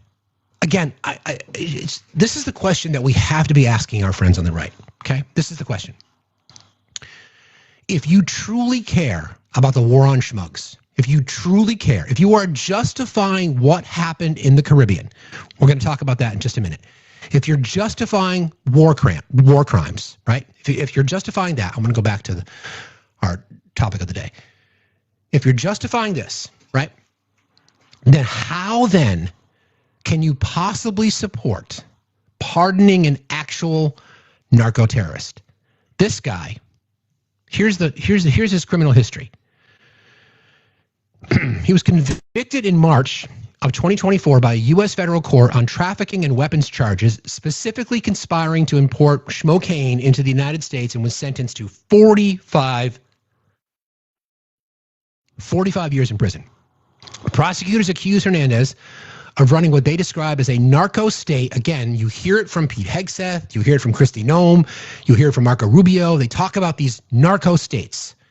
They want to use Venezuela as one. They want to use schmugs from South America as others. They're talking about it in terms of narco state, trying to justify why they are committing war crimes. Okay? Allegedly. Instead, but we actually have a conviction. Okay? Prosecutors accused Hernandez of running what they described as a narco state, using his power as president to protect traffickers, facilitate shipments of hundreds of tons of schmocaine into the U.S., and shielding them from law enforcement. Critics argue that pardoning a convicted trafficker undermines anti-narcotics efforts, erases accountability, and sends a troubling signal, especially coming ahead of elections in Honduras, which I think were yesterday. The pardon announcement came just days before Honduras' 2025 general. At the same time, publicly, Trump endorsed conservative candidate Nasri Asfura, a member of Hernandez's political party. Gee, that's probably just a coincidence, right? Yeah, I'm sure that's just a coincidence. Nothing to see here. The timing and the alignment have stirred major debate.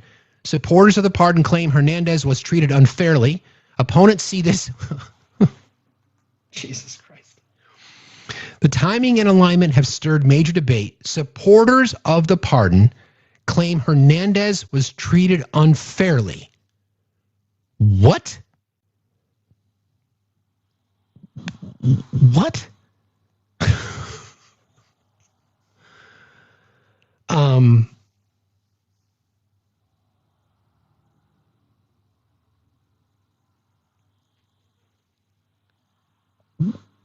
just trying to process that. Like, how is it that somebody help me square this? Obviously, there's something in this for Trump. The argument that people on the right are trying to make now is that they're using it for intelligence purposes. Why does he have to get pardoned? Why does he have to get pardoned to get information? Why don't you offer a reduced sentence or movement from a federal penitentiary to like Club Fed? Go hang out with Ghislaine Maxwell. But you pardon him? That's the only way you can get intelligence? So you negotiate. It's just like everything else that we see in these cases, right? Why would you agree to something before? Why would you sign a contract before you agree to the terms? So what? Okay.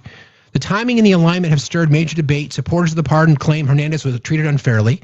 Opponents see this as foreign interference that could influence the election via pardoning a high-profile criminal. What?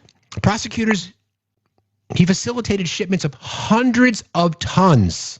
Hundreds of tons. I think it was 400,000 metric tons. Billions of individual doses of schmocaine. How many lives were affected by that? But instead, we want to make up fucking lies about fishing boats and about traffickers in the Caribbean, boats that were not big enough or powerful enough to make it to U.S. shores, violating international law. Pete Hegseth in his circle jerk, probably spanking it in front of his mirror in the cosmetic room next to in the Pentagon, saying, "I took out all the narco terrorists, took them all out." Fuck. What the fuck? Called the opposition, including these are some of the statements from people in his own country. Opposition parties, Libre, PNU, and PSH, called the pardon a foreign intervention in our electoral process, warned it could embolden corrupt networks tied to the Hernandez era, accused the National Party, Hernandez's party, of using Trump's move to influence voters. The National Party, Hernandez's party, again, the party that supports Trump, the Nationalist Party, celebrated the pardon announcement, claimed Hernandez was, quote, a victim of political persecution by U.S. prosecutors. Does that sound familiar? Some insiders suggested Hernandez may eventually return to Honduras as a political figure. Civil society and anti-corruption groups have said it's extremely critical. Said the decision undoes years of regional anti-narco trafficking work. Human rights groups framed it as a signal that corruption and narco politics will be punished if political allies intervene. It's fucking wild. Republicans are even split. Some are hard right pro-Trump voices supported it. Traditional national security Republicans warned it undermines the DEA and CIA operations in Central America. This whole thing is so fucked up. How do you square it? If you truly stand for the war on drugs, and you really want to, if you really want to say this is why we're doing this, calling the war on drugs national security threat, trying to justify what you did in the Caribbean, and we're about to dunk. We're about to dunk on Bitch Boy because he's Bitch Boy number 2, right? And yet you're pardoning. You are pardoning a convicted trafficker. I don't know what I'm doing. Anyway, here's Toodle. Let me just check it over here. Good morning, friend. How are you? Good morning. How are you? I'm good. I'm good. I bet that we'll find that this is probably another pay to play with the pardon scheme that he's got going with his Royal Liberty Financial stablecoin purchase. Of course. It was like no doubt about it. It's like every single one of his pardons lately that he claims not to know anything about. Each one of them is dumping money into his crypto. I heard one. You probably discussed it already. It was a little while ago. There was a hot mic moment at one of the conferences, and I forget which country it was from, but there was the hot mic was the guy. He was a leader of a country, and he wanted to talk to Eric. is what the hot mic said. Oh, yeah, the Philippine president, I believe. Yeah, I think that's who it was. Exactly. Yep. So they all know the game, and I bet you, of course, you know, you might be right about it. It might be Indonesia, Motherhead. You could be right about that. Yes. Yeah, definitely was South. It's definitely was Southeast Asia in that area. So that sounds right. Mm-hmm. But yeah, it's like it's just awful. I can't believe that they're allowing this. Of course, nothing will be done about this until after the admin gets out. But it's just disgusting. Agreed. I know. I mean, I think personally, I've always questioned the sort of unchecked power of the pardon that the president gets. This may be something that we sort of say, okay, if it's a felony conviction or if it's categorized as this, then you can't pardon them, even if it's a federal law. I don't know, but it would seem like we should do something about it, quite frankly. I agree. I don't think the Constitution is going to be hard to take away the pardon power, but they can at least look into the reasons for the pardon. I think that could be limiting it. Yeah, because of course, with the SCOTUS decision, that the pardon power is him executing the duties of his office, so it's really hard to get any kind of conviction on that. But agreed. A bribe is a bribe, and it happened beforehand. Agreed. Yeah, that's exactly right. Thanks for jumping in today, bro. I appreciate it. Yeah, man. Have a good one. Keep showing. It's a great show. Do the same. See you. Thanks. Take care. Yep. Thank you, Erica. Erica said, what did she say? It's funny. 45 is unaliving narco-terrorists without cause, all the while pardoning a proven narco-terrorist? What the fuck are we doing here? Exactly. That's exactly right. Okay, I think I played all the sound that I wanted to play on that. I think I covered the lawyers' statements. I covered the president's bizarre statement about traffickers. So let's get into the whole Pete Hegseth thing, the war crimes or schmurder, or both.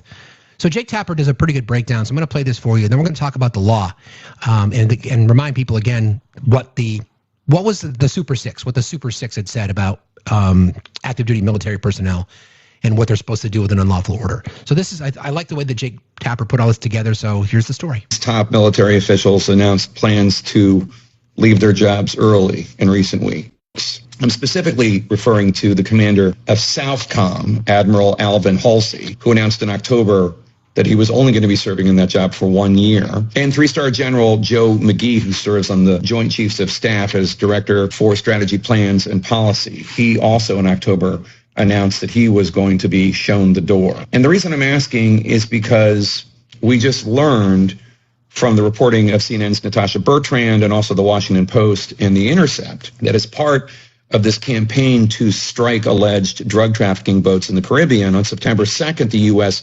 struck one of these boats, disabled it, people died, but then there were survivors, and the U.S. went back and did what's called a double tap strike, going back and killing the survivors, including those, according to the Washington Post, who were clinging to the smoldering wreck.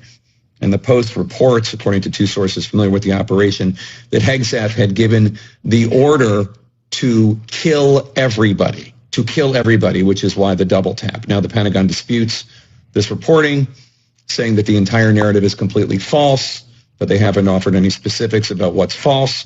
Hegseth, the Secretary of Defense, said the stories are fabricated, inflammatory, and derogatory. Again, wouldn't go into detail about what was allegedly fabricated. But the reason I'm asking is because given Halsey and McGee and their early exits, I'm wondering what role, if any, this September strike, which seems to be of questionable legality, played in their early departures. Only a few weeks later, I reached out to the Pentagon and the White House to ask them specifically about this, but the Pentagon did not get back to me and the White House was not responsive. When McGee left, CNN reported that one of the issues of friction between him and Hegseth had to do with operations, including those in the Caribbean. And specifically, when Halsey left, CNN's Pentagon reporters noted that, quote, tensions had been simmering between Hegseth and Halsey for weeks before the admiral announced he was leaving, and that Southcom was concerned about the operations in the Caribbean, quote, not being lawful, sources said. What do you know?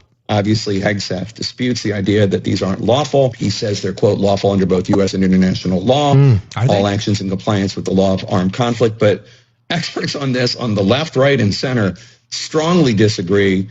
Just to cite one from the right, Jack Goldsmith of Harvard, who used to work for the George W. Bush presidency, he noted that the Department of Defense Law of War Manual states that it is, quote, prohibited to conduct hostilities on the basis that there shall be no survivors, or to threaten the adversary with the denial of quarter. He says, quote, if the Post's facts are correct, it appears that Special Operation Forces committed murder when the two men were blown apart in the water, as the Washington Post put it. Andrew McCarthy of the Conservative National Review also says, even if you buy the untenable claim that the men in this alleged trafficking boat are combatants, meaning that they are at a state of war with the United States, it is a war crime to intentionally kill combatants who have been rendered unable to fight, including those shipwrecked. Now, the House Armed Services Committee and the Senate Armed Services Committee say they're going to conduct oversight over this. I guess we will see how serious they are by whether or not they have public testimony from Admiral Halsey and General McGee. So, again, as a reminder, right, we want to go back to what the statement was by the Super Six. They said, listen, you are obligated. It is your duty. It is your duty to disobey an unlawful order. So, as we know, members of Congress get information prior to the rest of us, right? They were privy to a lot of this information. Okay? We are privy to this, privy to a lot of this information, meaning that they probably had some insight as to what happened. So it's a reminder to let you guys know, just to let you guys know, exactly, Article 4 of the Code of Conduct, just to let you all know that it is your duty to disobey an unlawful order. If this, again, alleged, but we know, but based on the reporting, which is, again, why you need to support good journalism,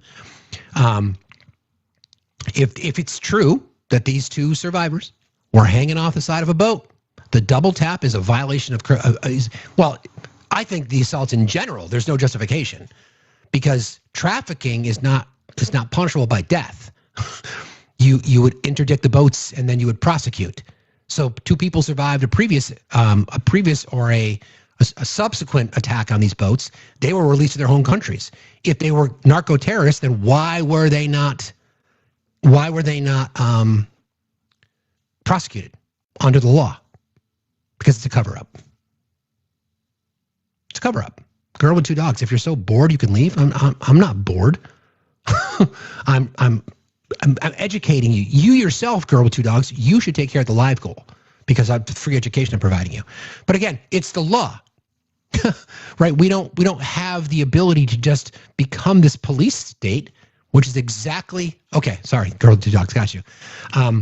Thank you for clarifying. Sorry if I didn't mean to offend you. Where's the fucking line? Yeah, exactly. No survivors, no witnesses. Exactly. So Pete Hegseth has responded.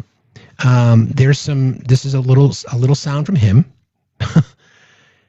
He's in a tight spot because what's he supposed to do? Like, where's he supposed to go with this? How's he gonna navigate out of it? That's what I'm anxious to look at. Like, what are his public statements going to look like? Is he just going to continue to double down? So he was asked this question I think yesterday. Hang on 1 second, it's not loading. Give me a sec.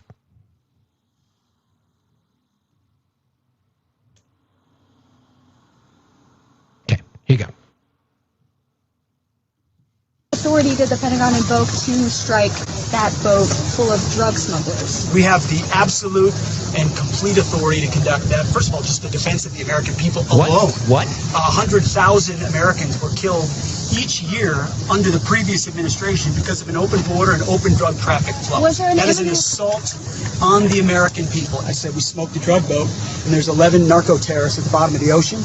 And when other people try to do that, they're going to meet the same fate.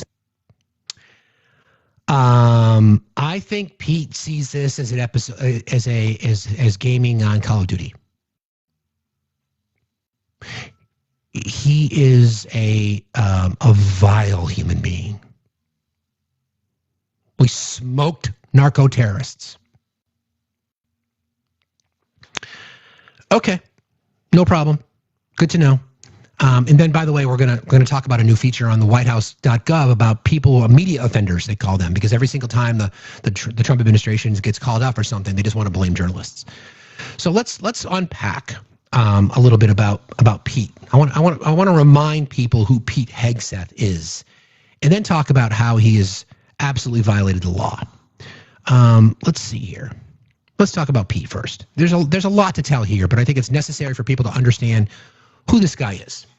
He was commissioned through the ROTC into the Army National Guard in 2003, served in Guantanamo in Iraq and Afghanistan. After Iraq, he worked for Vets for Freedom, and then the Concerned Veterans for America organization, then became a Fox News contributor in 2014, and then later co-host of Fox and Friends weekends from 2017 to 2024. Current position since early 2025, Assistant Manager of War Crimes. I'm not even going to give him his actual title because I think you're a fucking traitor, you piece of shit. Commissioned as an infantry officer after Princeton in 2003, deployed as a Minnesota Army National Guard officer to the Guantanamo Bay detention camp for 11 months, leading to a platoon guarding detainees.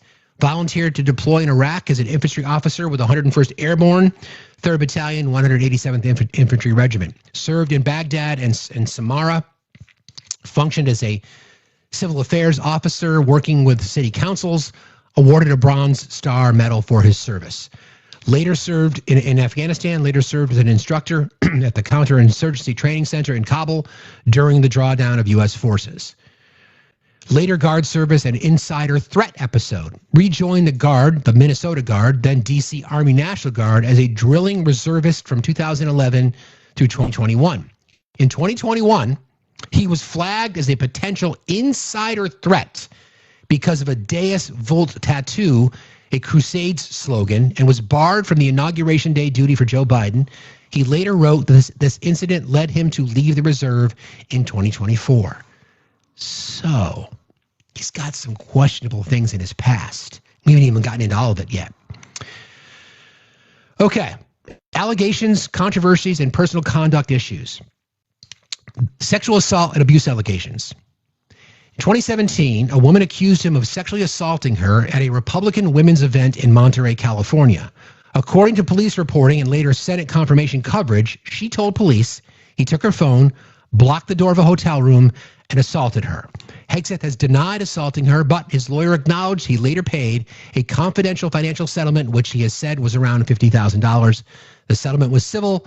He was not criminally charged.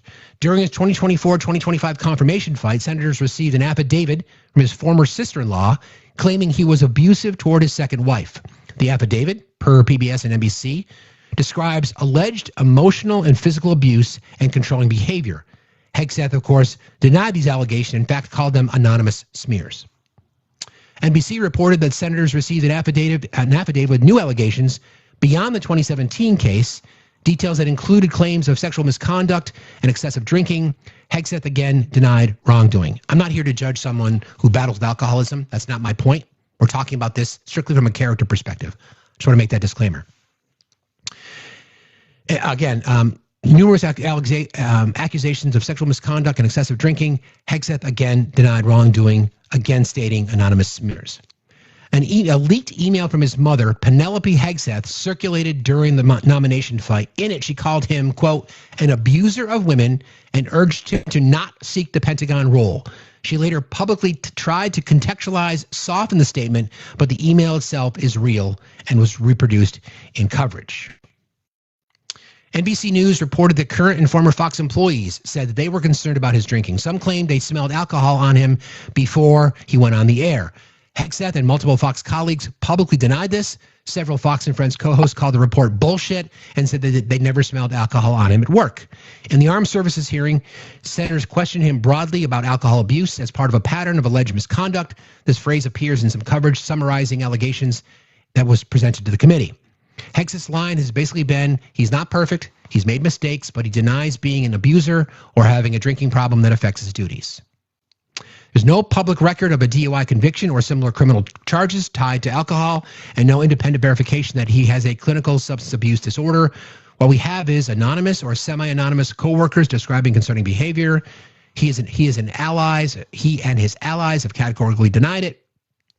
The fact that senators treated alcohol-related allegations as serious enough to question him about it should tell us a lot. He's been married 3 times. His current wife is Jennifer Roche, a former Fox producer. Media coverage over the years has described overlapping relationships and extramarital affairs, especially around the time he began a relationship with Roche while still married to his previous wife. The details appear mostly via tabloid outlets and divorce court contexts, not all of which is fully documented in public court filings. The sister-in-law's affidavit mentioned above includes reference to his pattern of infidelity and alleged mistreatment of women. In 2015, during a Fox and Friends stunt, he threw an axe at a target and missed. It flew over the target and hit Master Sergeant Jeff Prosperi, a West Point band drummer behind the target. Prosperi later sued Hegseth, Fox News, and producer. The video went viral, and critics panned it as recklessly showboating. I don't wash my hands comment.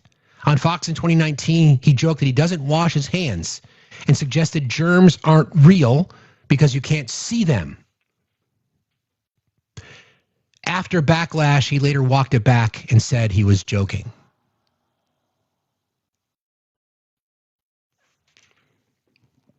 Well, I didn't hear. I can't see your whole comment, Erica. What is it? Yeah, Geneva Convention. We're going to talk about that. Thank you for that reminder. We're getting there. I'm sort of building. I'm getting there. Just want to remind people again who he is, who this person is. Okay. As a Fox host, he was one of Trump's most vocal media allies, echoing claims about election fraud and supporting aggressive moves against protesters and Antifa. Some of these segments were cited in litigation against Fox over election misinformation, the Dominion case, for example. He has a long record of commentary criticizing women in combat and a feminized military. Outlets have cataloged comments many people see as sexist or dismissive of female service members. Narco boat killings. Narco boat killings, war crime accusations amidst what we're discussing now. Washington Post investigation, summarized by other outlets, reported that on September the 2nd, 2025, he allegedly ordered special op forces to, quote, kill everybody on a suspected Venezuelan drug smuggling boat near Trinidad. Survivors of the first strike were reportedly unalived, and a second strike ordered to leave no one alive. At least 11 people on that boat lost their lives across the broader operation. About 80 plus in 20-plus attacks have been under these orders. Critics say they violate international law since the U.S. is not in a declared armed conflict with Venezuela or those smugglers. Hegseth calls the reporting fake news and insists the strikes were lawful operations against designated narco-terrorists tied to Venezuela's Tren de Aragua and the F-drug traffickers. Legal experts and some lawmakers from both parties are calling the second finish them off strike a potential war crime, and the Senate Armed Services Committee plus the DOD investigations are now digging in. Okay, that's that, right? Don't forget, he's been criticized for allegedly using unsecured signal chats to discuss sensitive war plans and to include a journalist and other non-cleared individuals in group chats about operational details, including his wife and like his dog groomer and others. Press reporting says he had an unsecured internet line installed in his Pentagon office specifically for Signal. Critics say this was a massive OPSEC breach, Operation Security. He has denied leaking classified information and frames critical stories as, of course, fake news, politically motivated. Reports say he ordered an installation of a makeup green room area in the Pentagon briefing room, originally estimated to cost tens of thousands of dollars. The Pentagon later said costs were minimal and items came from existing inventory. Detractors cite this as emblematic of him turning the Pentagon into a TV studio and prioritizing media presence. He implemented a controversial Pentagon press policy requiring journalists to pledge not to solicit or use unauthorized, even unclassified information or risk being banned from the building. Press freedom groups blasted this as a threat to investigative reporting. Why would you not want the press there? Interesting. Why would you not want oppositional press there? Oh, I should say the press in general. We got biased press, which is the ones that he allows access, and then we have what he would deem as fake news. Okay, just checking. According to a Wall Street Journal source story, in a January 31st call with Mexican military leaders, he suggested that the U.S. military actions inside Mexico was, quote, on the table if they didn't aggressively move against cartels. Mexico's officials were reportedly shocked. He later said, quote, we're taking nothing off the table when asked about deploying troops to Mexico. Reporting has highlighted that his younger brother was given a key liaison advisory role at the Pentagon, raising, of course, nepotism concerns. His wife, a former Fox producer, has also been reported as having influence on media and image-related decisions like the makeup green room issue. Politico and others have written about his desire to turn the U.S. military into a more explicitly Christian nationalist institution.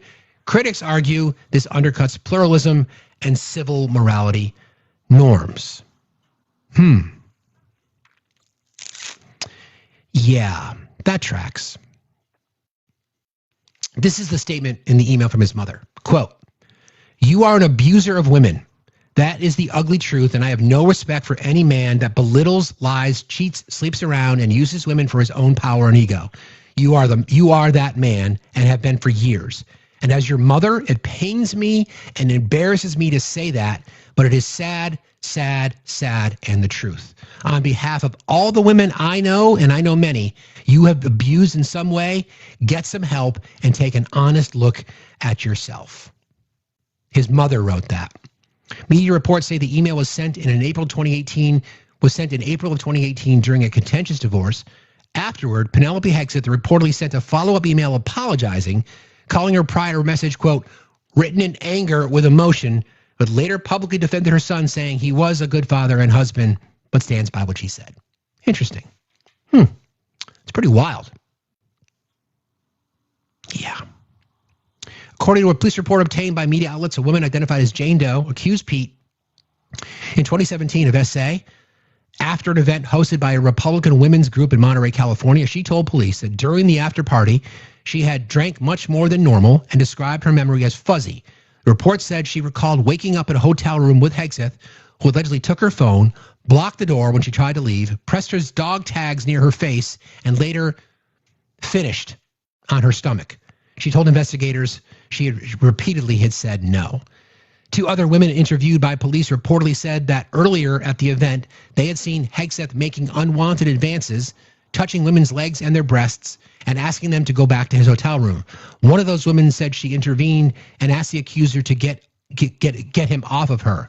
The accuser later underwent a sexual assault exam and rape kit at a hospital, which triggered the police investigation. According to documents obtained in 2025, Hegseth settled this case out of court. That's who he is. Okay?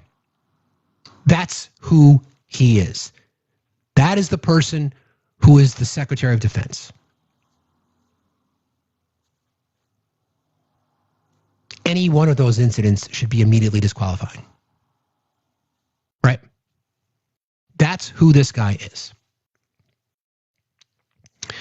Hegseth has denied any order to unalive everybody. He called the reporting fake news and said the operations were lawful, targeting narco-terrorists and carried out under the full authority of U.S. and international law, which we're going to talk about in just a second.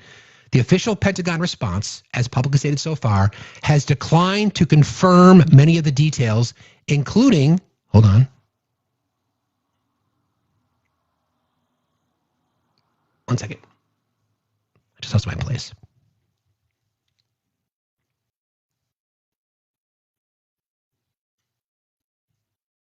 Sorry, give me a second.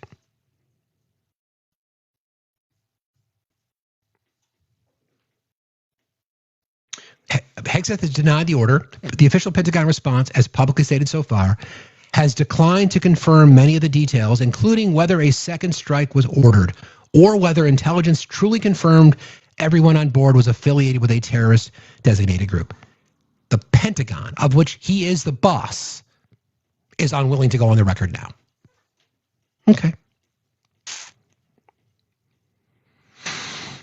In 2021, a member of the Guard, Derico Gaither, flagged Hegseth as a potential insider threat. The concern centered on a tattoo on Hegseth's bicep reading in Latin, "God wills it," a phrase with historical origins in the Crusades, but which in modern times has been used by some far-right white supremacist groups. The phrase, when combined with Hegseth's other tattoos, including a Jerusalem cross on his chest, triggered warnings under military protections against extremist symbols. Some experts have described Deus Vult as a symbol that has been appropriated by far-right white supremacist movements. According to reporting, because of these flags, Hegseth was barred from participating in Guard duty during the 2021 inauguration of Joe Biden. He subsequently left the Individual Ready Reserve Act in 2024. In his book, he said part of the reason was how the incident was handled. That guy. That guy. This guy. That's the guy. That's the guy who is in charge of our military.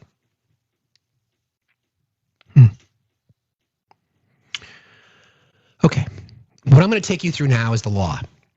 All right. I learned a lot in doing this research. It's about international waters, jurisdiction, combatants, and survivors. Okay. U.S. law and policy on enemy combatants in international waters. Outside the 12 nautical mile territorial sea, the United States may act only when A, U.S. vessels and aircraft, a U.S. flagship or Navy vessel retains full U.S. jurisdiction anywhere in the world. Anyone aboard a U.S. vessel in international waters is legally within U.S. jurisdiction. E, maritime security authorities. Under U.S. law, the following authorities apply. 10 U.S. Code 8063 and 5062, Navy Authority. The U.S. Navy is empowered to conduct maritime security operations, interdict hostile or suspected enemy forces. Okay, sure. 10 U.S. Code 860, I just did that one. 14 U.S. Code 89, Coast Guard Authority. The Coast Guard may make inquiries, examinations, inspections, searches, seizures, and arrests upon the high seas, including for violation of U.S. federal criminal law, maritime piracy, terrorism statutes. When operating as part of the Navy during wartime, those authorities expand. Enemy combatants under U.S. law.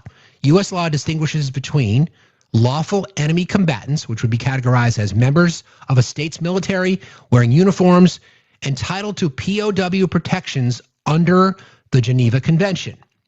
Or B, unlawful enemy combatants. For example, terrorists, pirates, non-state actors not complying with LOAC. May be detained under authorization for use of military force, or AUMF. That goes back to 2001. They're not entitled to full POW statutes, but still protected under Common Article 3, humane treatment, no torture, medical care. These are the laws. The laws that we're governed by, the international laws, these are the laws, okay? Obligations towards survivors in the water. I looked this up because I was curious, like, what about if you're in the water? Under both U.S. law and international law. Okay, again, under U.S. law and international law, MAGA, duty to rescue, customary international humanitarian laws, even if the survivors are considered enemy combatants, once they are hors de combat, no longer a threat, the U.S. must, again, under U.S. law and international law, the U.S. must attempt rescue when militarily feasible, provide medical care, protect them from harm, and treat them humanely. This duty applies regardless of nationality, military status, whether they were just engaged in combat against U.S. forces. This principle comes from the Geneva Convention 1, wounded at sea, Geneva Convention 2, wounded, sick, shipwrecked members of armed forces, or customary LOAC rules. Warships must search for and collect shipwrecked combatants after a naval engagement if it is safe to do so. Anybody want to contradict that? Anybody want to say that what just happened completely violates U.S. law and international law? Okay. When may the U.S. intercept or capture enemy combatants at sea? The U.S. may lawfully capture enemy combatants on the high seas, board enemy vessels, blockade enemy shipping, or detain survivors who pose a threat. Detain. Not execute. Detain. Legal authority comes from the Law of Naval Warfare, UN Charter Article 51, Self-Defense, U.S. AUMF from 2001, and the President's Article 2 authority.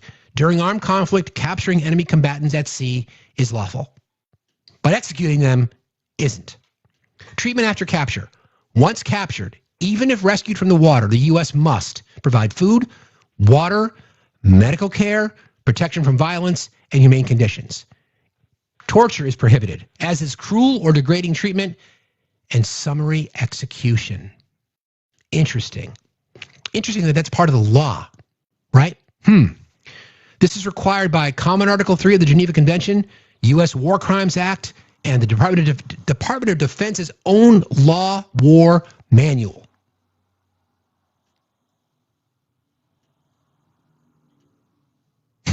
I mean, what else is there to discuss? There are special categories. Pirates, ARG, considered hostis humanae generis, enemies of all humanity. Any nation may capture them. They are subject to criminal prosecution.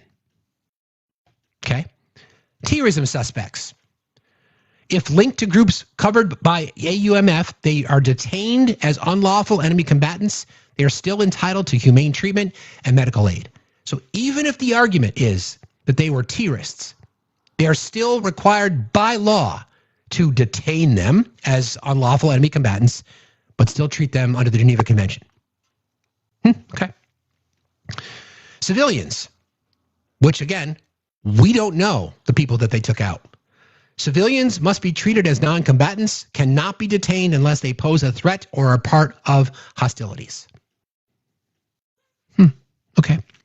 Can the U.S. capture enemy combatants in international waters? Yes. Under international rule of law? Yes. Must the U.S. rescue enemy survivors in the water? Yes. Under the Geneva Convention? Yes. How must captured survivors be treated? Humanely with medical care. That's the U.S. rule. Under international law, same, universal requirement. Do combatants gain POW status? Lawful ones do, according to the U.S. The Geneva Convention agrees. And can terrorists and unlawful combatants be detained? Yes. Under the law, yes, but with humane treatment. So, again, even if you want to make the argument that they're terrorists, if that's what you want to say, if you want to go by what Pete Kegsbreth has said, that these are narco-terrorists, you still broke the law. You still broke the law. You still violated not only U.S. law, international law, the Geneva Convention. You, sir, are a war criminal. You, sir, are a murderer. Plain and fucking simple. These are the orders. And again, as we reported earlier, I played that sound from Jake Tapper. Why are we getting all these resignations from members of Southern Command? You think it's a coincidence? Somebody explain to me, and this is the argument you're going to hear from the right. This is how they're going to try to spin this. I'm going to predict this for you. So when you're trolling the spaces, right? Remember, I go to right-wing spaces, so you don't have to. You're welcome. This is what you're going to hear. So you guys are okay with drug traffickers? No, we're not. Well, what's the issue? The law? Are you guys okay with indiscriminately killing people? Make them answer that question. Hang on one second.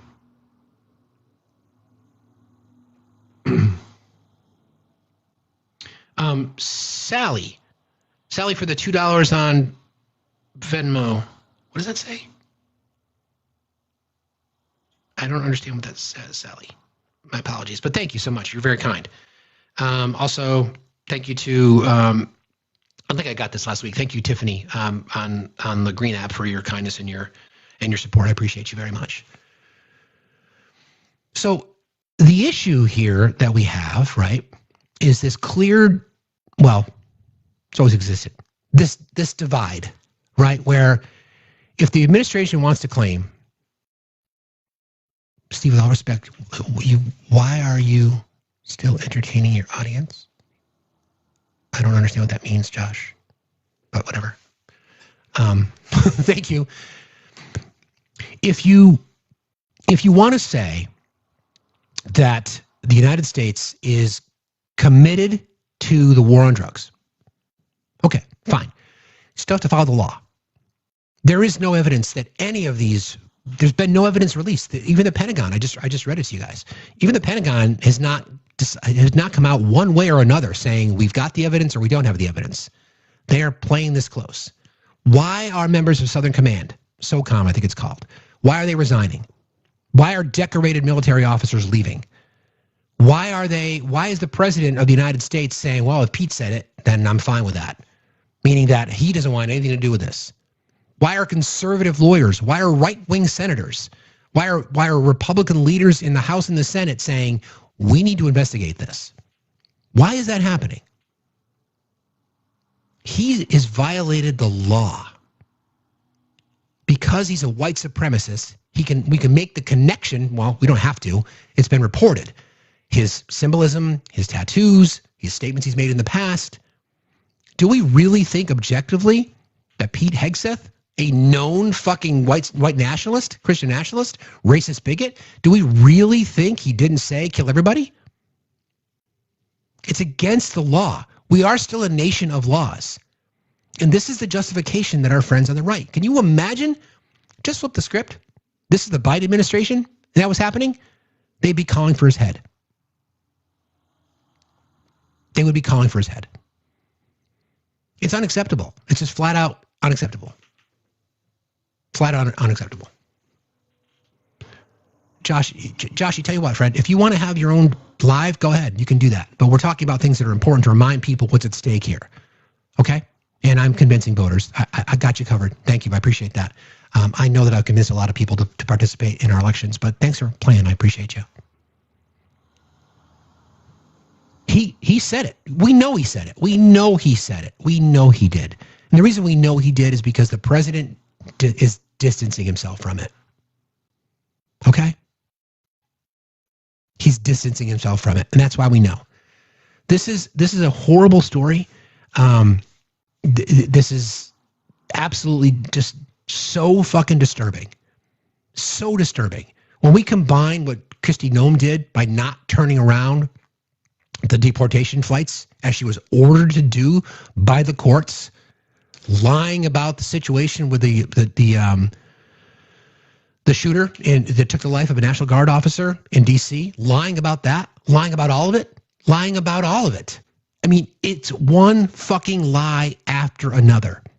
These people are responsible for loss of life. In our administration, people in our administration are literally are literally responsible for loss of life. Loss of life. Seriously. I mean, how else do you want to explain it? I mean, what Pete Hegseth did is, in my opinion, is schmurder. Good morning, sir. You told me to leave America? Why should I leave?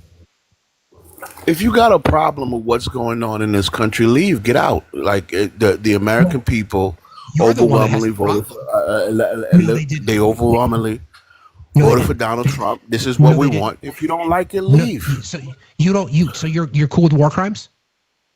What war crimes? Did you listen to anything that I just said? Blowing up some banana boat drug dealers bringing crap to our country to kill our youth. How do you know that happened? Oh, so because you're okay? We had you're the okay intelligence to prove it. Hey, friend. Hey, no, we didn't. Yes, we did. Didn't. No, we didn't. I trust the American military and the intelligence provided by the American military. If you don't like this country, go join the LGBT enclave. Oh, so you're a bigot too? So you're a bigot too? Go somewhere else. No, I'm not a bigot. Too? It's enough. You're lost. You're a sore loser. You're a sore loser. And you liberals hey, Fred, do me a solid. Can't get over the fact that you lost the election. You're lost. Now, you can do all that shush and all that stuff. You have nothing to say. You're lost. No, you shush. Do me a favor. You shush. This is my goddamn country. You shush. You.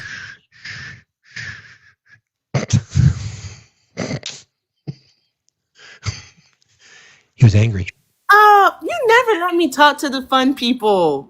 I was about to bring you up, and he left. He bailed. Oh. I didn't take him. He bailed. So you never let me talk to the fun people. Okay, I'm doing well. How are you? How are you? I'm doing well. Good. Good to see Good. I was getting. I was gonna see if I was gonna talk to him because I'm getting ready to take Bubba to school. Thank God, school's back. Nice. I know, right? But yeah, that person likely was just a certified like troll chaos agent. It's unfortunate that Trump supporters will justify unaliving people. Like seriously, just like this is like if this was a court of law, the charge would likely be capital. Can I say schmurder? I'll say schmurder. Yeah. No, I agree with you. I mean, I'm trying to be objective. You know me well enough, Erica. I'm trying to be objective here. I mean, how can it be classified as anything other than either a war crime or schmurder or both? Exactly. And I'm like, again, Nemo once told me about this and I've looked into it. It's the sunken cost fallacy. It's basically they've invested so much into Trump and what it is that he stands for that even though like they can see the signs that he is wrong, what he's doing isn't right. Like his whole, when I say Trump, I mean his whole administration, that they can't let go. They're holding on for dear life at this point. They can't let go, Steve. And I don't know what it's going to take because the poop has actually come into some of their homes and it's like sitting on their couch and they're still like Trump 2028. And I'm like, bro, like, what have you gained? What have you won? You've lost so much. And they don't care. It's because it's a part of the human condition. They put so much into it. They simply can't, cut the cord. Yeah, I mean, I've heard it referred to as the sunken cost fallacy before, and I think I might have talked to you about this, about how when your entire identity is connected to a particular movement, right? Then if you admit one thing is wrong, then perhaps you start questioning everything else. So MAGA personifies identity politics. Yes. Their entire life is about this, right? Yes. And you're starting to see some people peel away. Like I know you've been MAGA hunting lately, and I will join you for that fun, by the way, because I've had some interesting experiences over the weekend.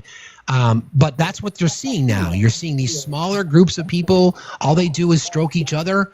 Because how can you defend any of this? I mean, any of it. Just these war crimes alone, right? How can you defend it?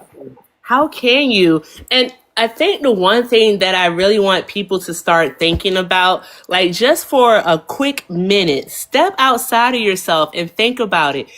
If they're able to do this where they have no jurisdiction, none whatsoever, what do you think they'll do to the people that they do have jurisdiction over? Well, we know. That part.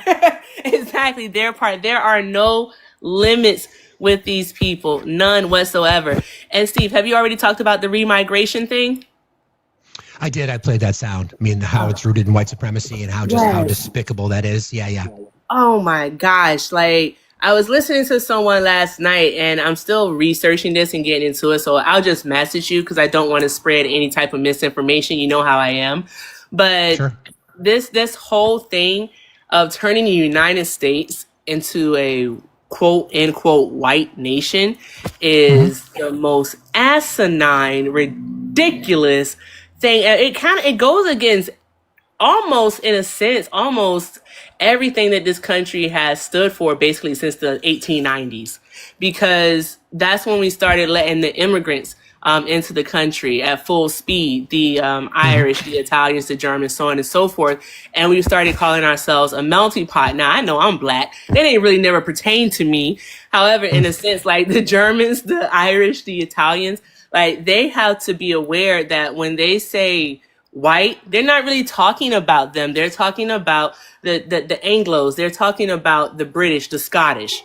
Right? That's who they're talking about, and that's who they want in this country, the quote unquote settlers. And so, like, again, I just want certain people to realize that you don't have a seat at the table either. But, you know, some people won't believe it until it's actually happening to them. Well, your perspective is obviously, I think, is unique. Not unique, Erica, but you know, it's nothing new for your community, right? I mean, it's nothing new. We've been here. So you're just like what you mean? So white supremacists doing white supremacy things? Yeah. Yes. Tell me something I don't know. Yeah, please. That's exactly right, though, Steve. But we'll have to. We just have to keep educating and informing people as best as we possibly can on all the platforms in which we can do so.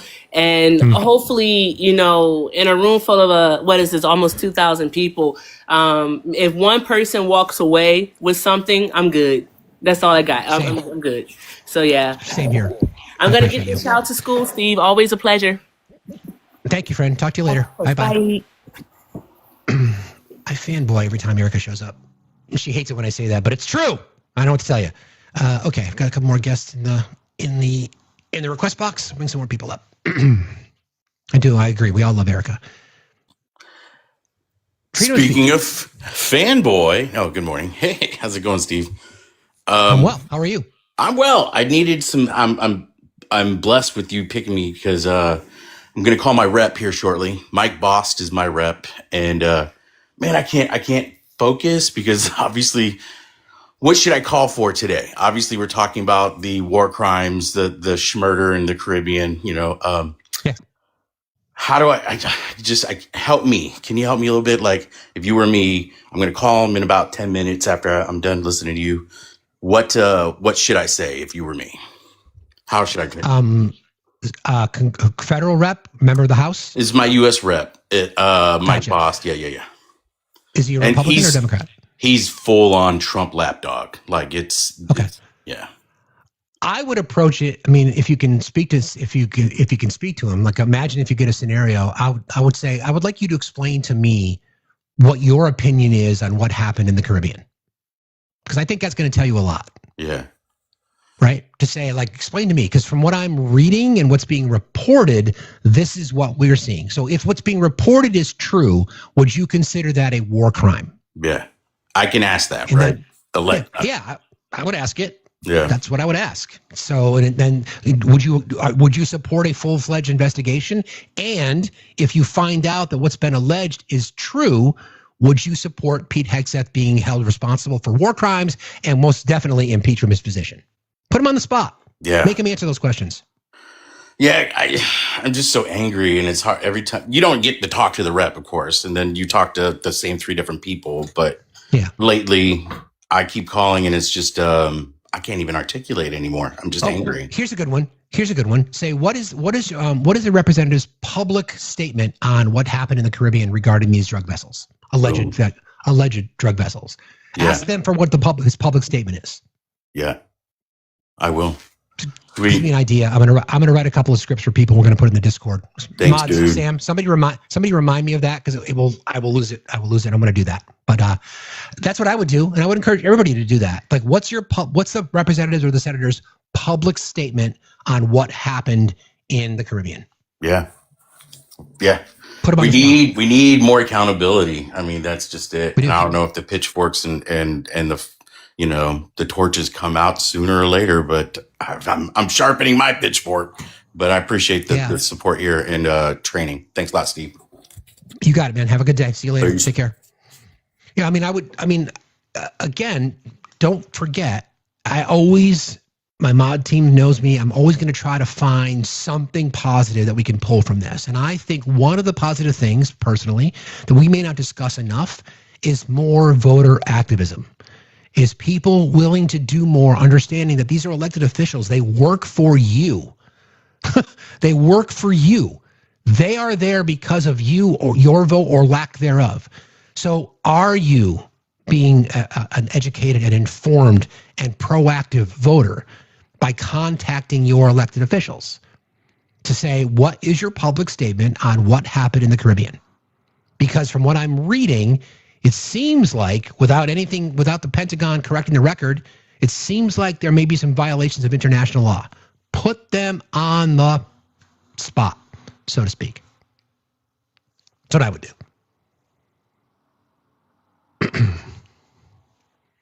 Do I think your local reps care? I mean, again, that's up to you, and you should make them care. We here in America, we got the law. Okay, Diddy, stop trolling. Just get out of here. Nobody cares about what you say. To be honest, anybody that has a username like Diddy Sisson, I mean, whatever, bro. Toffee does not look like you're able to connect. If you want to request again, I can bring you right up.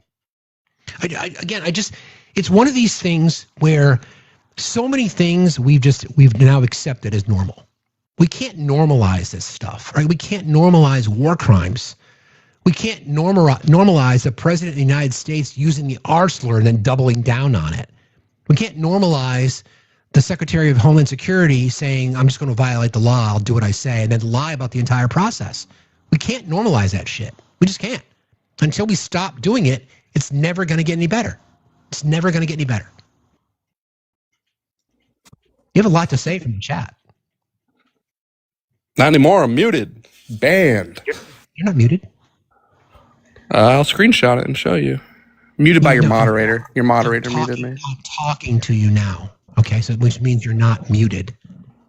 Oh, you were talking about the chat. In reference to the chat, I am. Yeah. Cool. Do you have something intelligent to say? Yeah, I think America should force its influence all over the Western Hemisphere. Are you a white supremacist?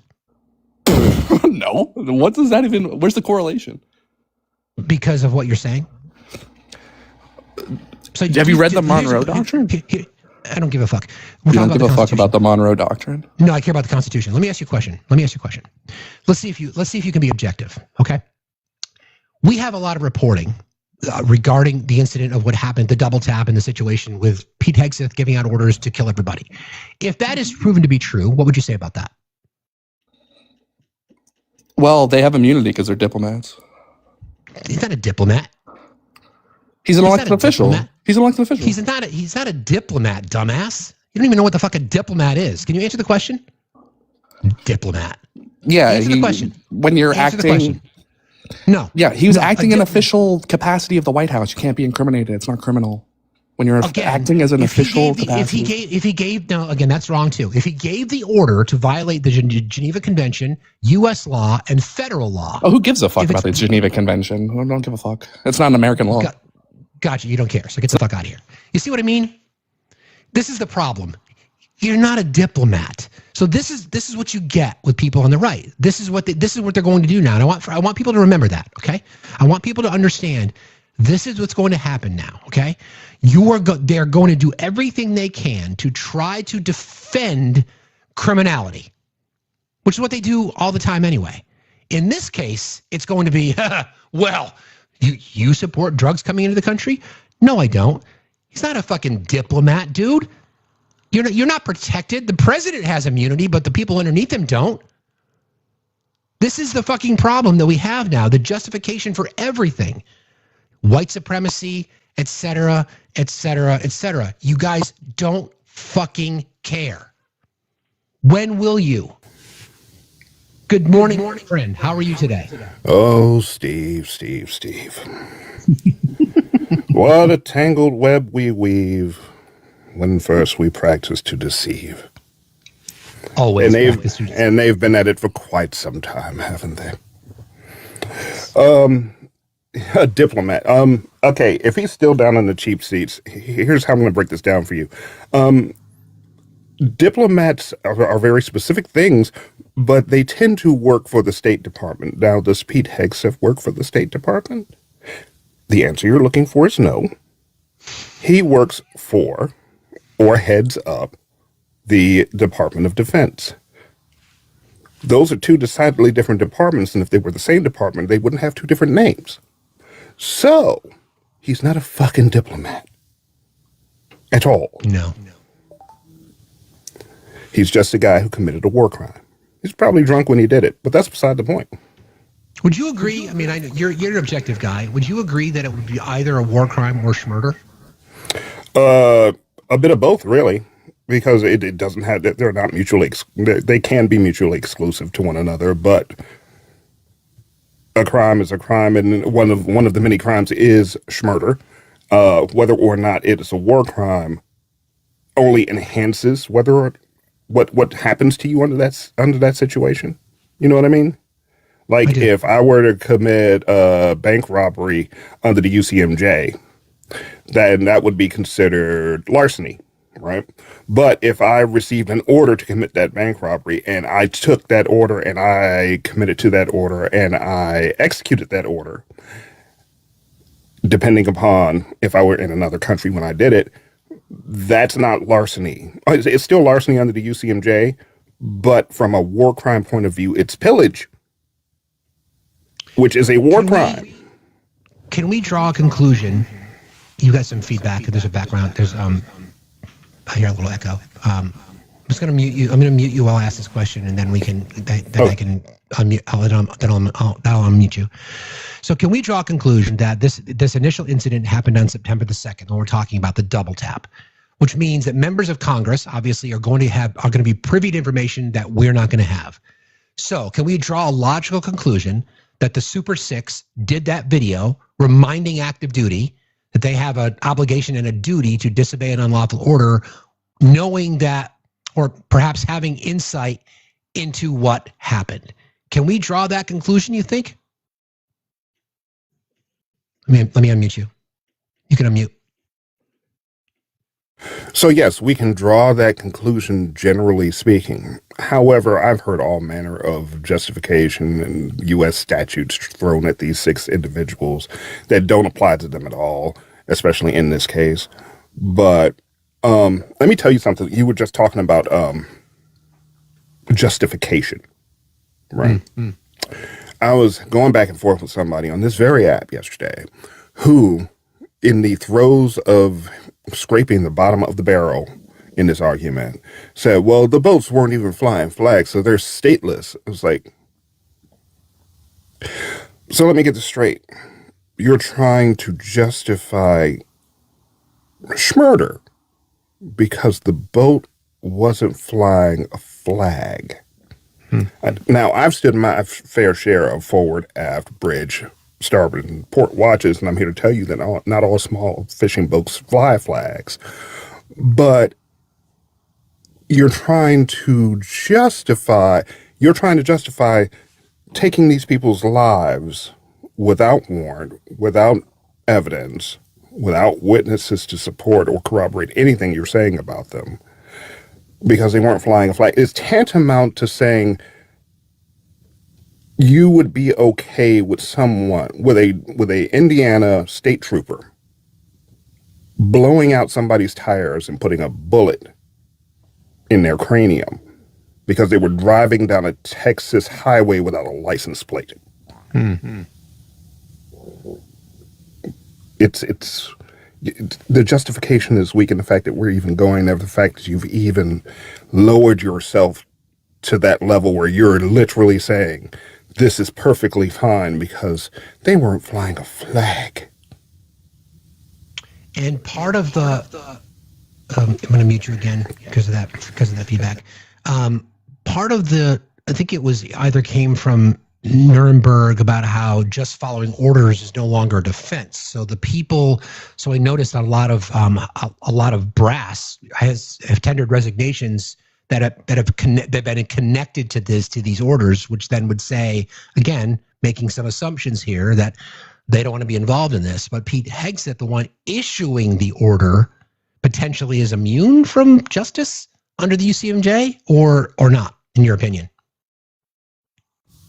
Generally speaking, as he is not an actual service member, technically he doesn't fall under the UCMJ. He runs everything under which the UCMJ would have jurisdiction on, but he himself currently is not subject to the UCMJ, I don't believe, because he is a political appointee for the most part. There was a point where he was subject to it as an active duty military member, but not, I believe, in this case.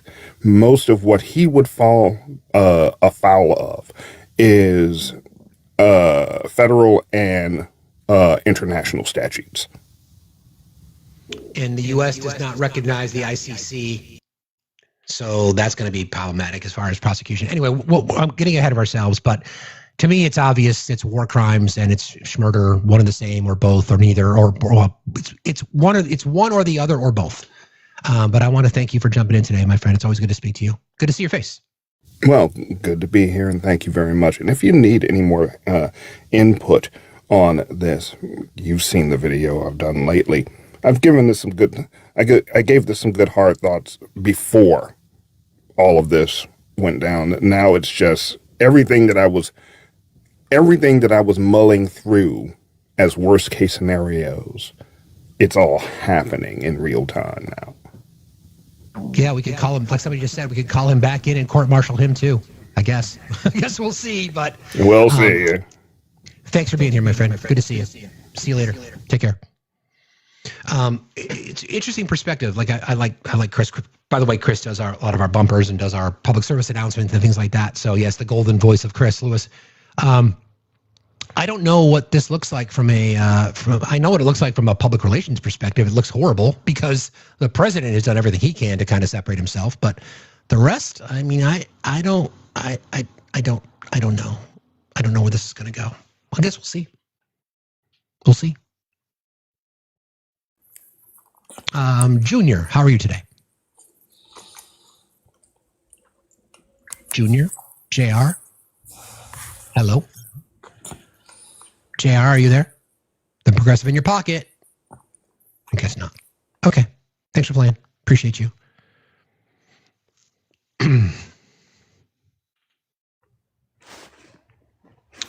Minnesota, how are you? I'm good, thanks. I think it's just important to remember that Hegseth essentially got famous for advocating for a war criminal from the Afghan conflict, and Trump ultimately pardoned him. Who are we speaking about? This is his character. Oh, well, yeah. There was he was court-martialed, turned in by his own people for murdering a girl and her family. And Pete Hegseth advocated for that? I'm not familiar with the story. Yeah, when Gallagher. Somebody said Gallagher. Are we talking about Gallagher? Is that the name that ring a bell? Yeah. Okay.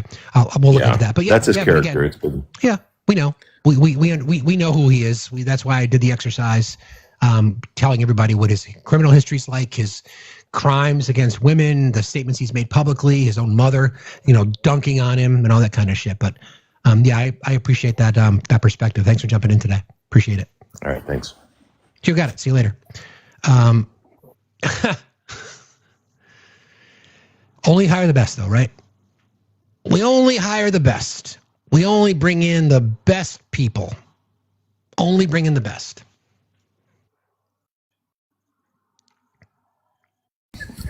Good morning. How are you? Hello. Hello. He's mom. Are you there? Might have been I'm the progressive in your pocket. Just let you know, I'm here. You guys too. Take care. Only the best and brightest. And it's like a Hello. sausage Hi, and Kim. a strip, and it forces you to Kim? stand up Kim? straight.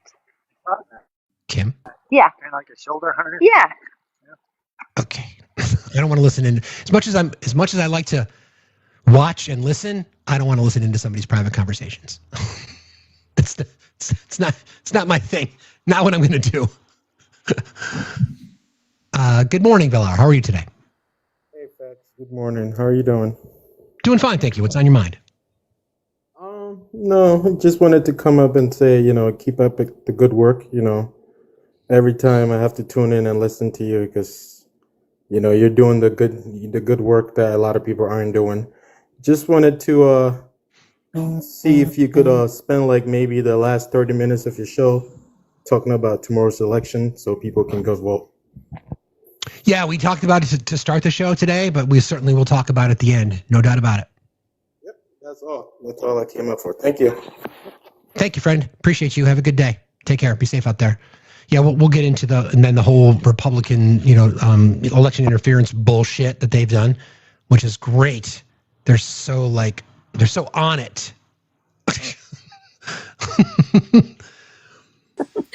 How are you doing Morning, today? friend. I'm good. How are you? Not too bad, thank you. Firstly, before I ask if you'd like to go for a quick break, I vaguely remember around the time that the ICC or the ICJ issued arrest warrants for Netanyahu and either Ben-Gvir or Smotrich, I forget which, Lindsey Graham said on camera that the US doesn't recognize the ICC or the ICJ because if they turned in Israelis, then the ICC would come for them next. So funny, right? That is a clear indication of them knowing exactly what they are doing and exactly how they are breaking international law. And that was, I think, around the time of the election. So even before Trump won. Oh, I know. I'm going to take you up on your offer. I'm going to take a quick break. I'll be right back.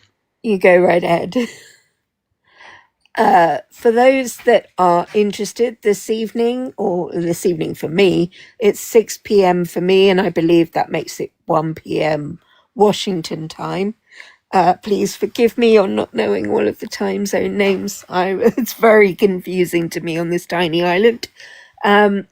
We have at 1 p.m. Washington time our banned book club, and at the moment we are reading 1984. We felt that Tara and I felt that was the most appropriate book to start with. And as we wind down the end of that book, we'll hold a vote for the next book. For those that don't have the book or would struggle financially to get hold of the book. Oh, thank you, Hector, for the gift. I'm going to say thank you on behalf of Steve and behalf of all the mods. Thank you for existing, Hector. We also stream the audiobook. So those of you that want to listen can listen for free, and we will start that at 1 p.m. Washington time. Oh, thank you very much for the lovely gifts. That's so very kind of you. But yes, okay, that's in the Discord server. So come along at 1 p.m. Washington time if you want to listen in and join in the conversation in the Banned Book Club. Thank you, friend, for being here. I appreciate you. You ready? Thank you for having me. Yep. Whee! Okay. And I was just thinking about this while I was taking a quick break about how far, well, never mind how far we have fallen, but the reason that we've fallen there, it's because we have white supremacists and Christian nationalists and criminals at the head of our government. And nobody on the right seems to give a fuck. They embrace it. They just absolutely embrace it. And why is that? Why is that? It's because they're in a fucking cult. And they don't care about the rule of law. They don't care about common decency. They don't care about humanity. They don't care about any of it. Which is why we talk about this in this space a lot, about how the empaths in the world, the people who do care about human rights, the people who do care about propping up marginalized communities, we've got to do more. We got to do more. And we have but no choice to do more. He's back. And we're back. Yes, sir. Yes, sir. There is something that a couple of things that actually occurred to me.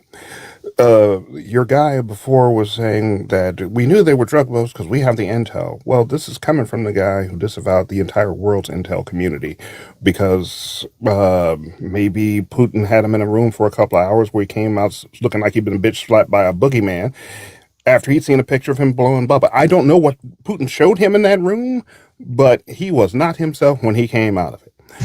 So, right. And so when we say things like that, it's like, okay, so we have the intel, we blah, blah. We don't have the intel. We don't have the intel. The evidence, quote unquote evidence of this, of any crime is at the bottom of the ocean. Not only did we murder all of the potential witnesses or suspects that we could have questioned, but then we spun the block and made sure we got the survivors too. So we don't actually have any proof that he's doing what he's doing for the reasons he says he's doing it in the first place. And if you believe him, this is my general rule of thumb in situations like this, great or small. Never, ever, ever trust the guy standing over the body with the smoking gun. That is a real good way to catch the next round. It's probably good advice. Also, she mentioned Lindsey Graham. I want to point this out because it galled me when I heard it. And I've worked in naval legal service offices with two of the best shags I've ever known. Lindsey Graham stood up in front of a camera and said that all of this was completely justified, and that the six lawmakers and former service members who quoted and paraphrased Article 92 should be held up on charges. Lindsey Graham is an Air Force JAG. That man has no less than 10 times a year to individual service members and groups of them advised Article 92. But he's saying that because they advise Article 92, that they need to be locked up because they committed some type of crime. That doesn't make any sense, Lindsey. But neither does you Lindsey, believing that we don't know you're gay. That's beside the point. Yeah. Nobody cares that you're gay, Lindsey. Just nobody knows. Everybody knows, and nobody cares. You know, exactly. we listen, but we don't judge. Exactly. It's the entire thing, and I said this a long time ago before things got as bad as they are.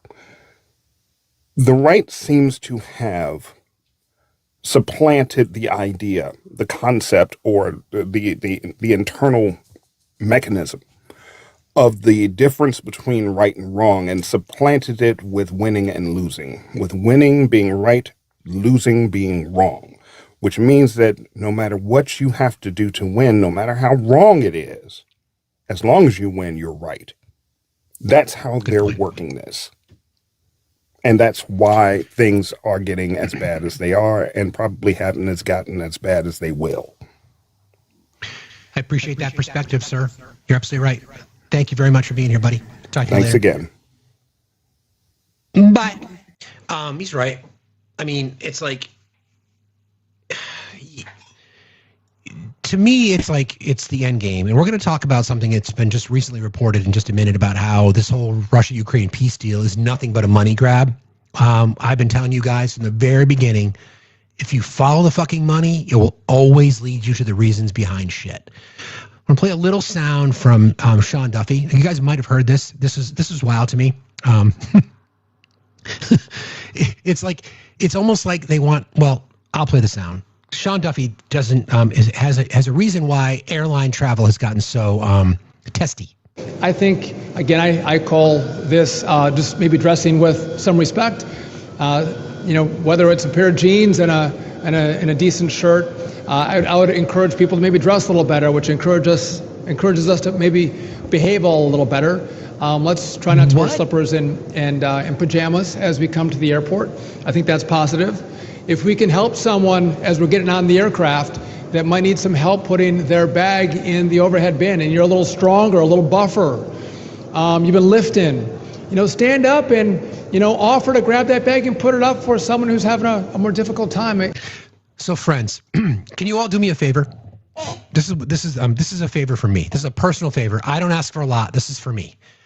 Next time you go to the airport to get on a flight, please wear pajamas and slippers. Okay? And you know what? I would suggest don't even shower. Maybe not shower for a few days. Maybe get some really good ripe pits and put your arms up over the heads of fellow passengers. Again, wear slippers and jams. Okay? Appreciate that. Thanks. What the fuck, Sean? Don't you have other more important things to worry about? No, don't take a shower. Don't even bother. Seriously, make it like nice and stinky. Like go do what Pete Hegseth does. Don't wash your hands. Seriously. What the fuck, dude? Do you have anything better to do than worry about that? Aren't you? Don't we have a traffic controller shortage? Don't we have all kinds of incidences at airports? Do you think the answer is to dress nice? This isn't Pan Am from the 1960s. Airline travel is utilitarian. It's not elegance.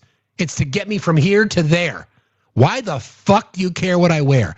When I travel, I want to be as comfortable as possible. As soon as I sit down, I'm in comfort mode. I hate flying. I'm not afraid of it. I just can't stand it. When you're 6'2" and you have to jam yourself into a seat, it's not the best traveling in the world. So I want to be as comfortable as I fucking can. Yeah, exactly. So do me a solid. Next time you go, wear your jams and your slips and maybe get a t-shirt that says, fuck you, Sean. Do we not have more important things to do? I guess not. All right. So a few other things here, and I do want to make sure that we're covering the Tennessee special election. This whole story about the auto pen it's actually comical now to me, because this is what the right is going to spin. Because Donald Trump went out on Truth Social and made this stupid ass fucking statement about how everything that Joe Biden signed is now going to be is now against the law or illegal or reversed or whatever that they think a Truth Social post or even an executive order makes that true. It doesn't. It's just gaslighting. So this is how Fox News is reporting on the story. This is fucking hilarious. What he posted, he said, quote, any document signed by Sleepy Joe Biden with the auto pen, which was approximately 92% of them, is hereby terminated. With no evidence of that, by the way. And of no further force or effect. He says the auto pen is not allowed to be used if approval is not specifically given by the President of the United States. He also says in that post, quote, I am hereby canceling all executive orders and anything else that was not directly signed by crooked Joe Biden because the people who operated the auto pen did so illegally. He goes on to say in that post, Joe Biden was not involved in the auto pen process, and if he says he was, he'll be brought up on charges of perjury. That's an interesting tell right there. So, and personally, I would like for Joe Biden to make a statement just for this to go away. But that's a preemptive shot across the bow from the president. Even if he does, even if he comes out and says he had nothing to do with it, then I want him brought up on perjury charges. Perjury for what? By saying, like what? If perjury doesn't apply to a Truth Social post, Mr. President, or you'd know that, or you'd be in fucking jail 25 million times already. Give me a fucking break. He says, thank you for your attention to this matter. Of course, this was just posted moments ago to Truth Social. Again, the president, as we know, following him is at the golf course. So, of course, we're hoping to confirm and get any more information about this. Alicia. It's like Dana Marie McNichol. I mean, can we take anything fucking seriously? Like, I mean, it's just the dumbest thing. It's so fucking stupid that people think, huh, you guys see what Trump said? Yeah, he went out on Truth. Hold on a second. I got to get the truck nuts out of my mouth. Okay, there you go. He went on Truth Social and said that Joe Biden, the auto pen, and everything he used the auto pen for is against the law. Well, you realize that Truth Social is just a social media site. It has no relevance under the law. Well, that don't fucking matter because Trump did it, and that's what's going to happen. Like, what? What? I know, they're telling on themselves again. A little bit more sound on that. This is a little bit more. Black Friday. Oops, this is a little bit more. This is the this is a longer story on the same topic. I just think it's hilarious. According to President Trump, Joe Biden's auto pen orders are terminated. The president announcing, quote, "I am hereby canceling all executive orders and anything else that was not directly signed by crooked Joe Biden because the people who operated the auto pen did so illegally." Joe Biden was not involved in the auto pen process, and if he says he was, he will be brought up on charges of perjury. And as always, thank you for your attention to this matter. So how does this work legally? Let's ask constitutional law attorney and former federal prosecutor Andrew Cherkasky. Good morning. This is fucking wild. So buckle up. Andrew? Good morning, Emily. Yes, President Trump has absolute authority to cancel prior executive orders. Dude, again, stop fucking lying. We know executive orders aren't really worth the paper they're written on because executive orders supersede previous executive orders. But we're talking about pardons here, Cupcake. So stop fucking lying. But anyway, sorry. Whether it was done with or without a auto pen. So his decision and the announcement that he made actually is to some degree is surprising. He could have on day one undone any executive order that was done by President Biden. The fact that it was or was not the auto pen is not even an issue that prevents President Trump from pulling back those executive orders. The more interesting question, I think, and he did numerous times, I think, comes in when we start to look at the pardons that President Biden signed with an auto pen. Totally. So talk to us about that. Totally. And the process that it would take to determine, is this a court decision, a court determination, whether essentially executive power was indeed delegated completely and fully? Is there fraud involved? How does that play out? Well, so first, the executive orders that President Trump wants to pull back from, he can do those. There's not going to be any legal review of those. It can be quite difficult to kind of unravel, especially some of the more administrative type executive orders. But when we're talking about the pardons, I think that the only way to really test whether the pardons are or are not legally sufficient is if at some point, the administration decides to prosecute one of those people who were pardoned, and then that would be something that was challenged through the court system. I think it's... How would you prosecute somebody who's been pardoned? This is why I'm saying this is nonsense. And the people who watch Fox are like, yeah, see, latest prosecutor. For what? For what? They've been pardoned. So then does that mean that we can now pardon the drug trafficking kingpin from Honduras because he was pardoned? Make it make fucking sense.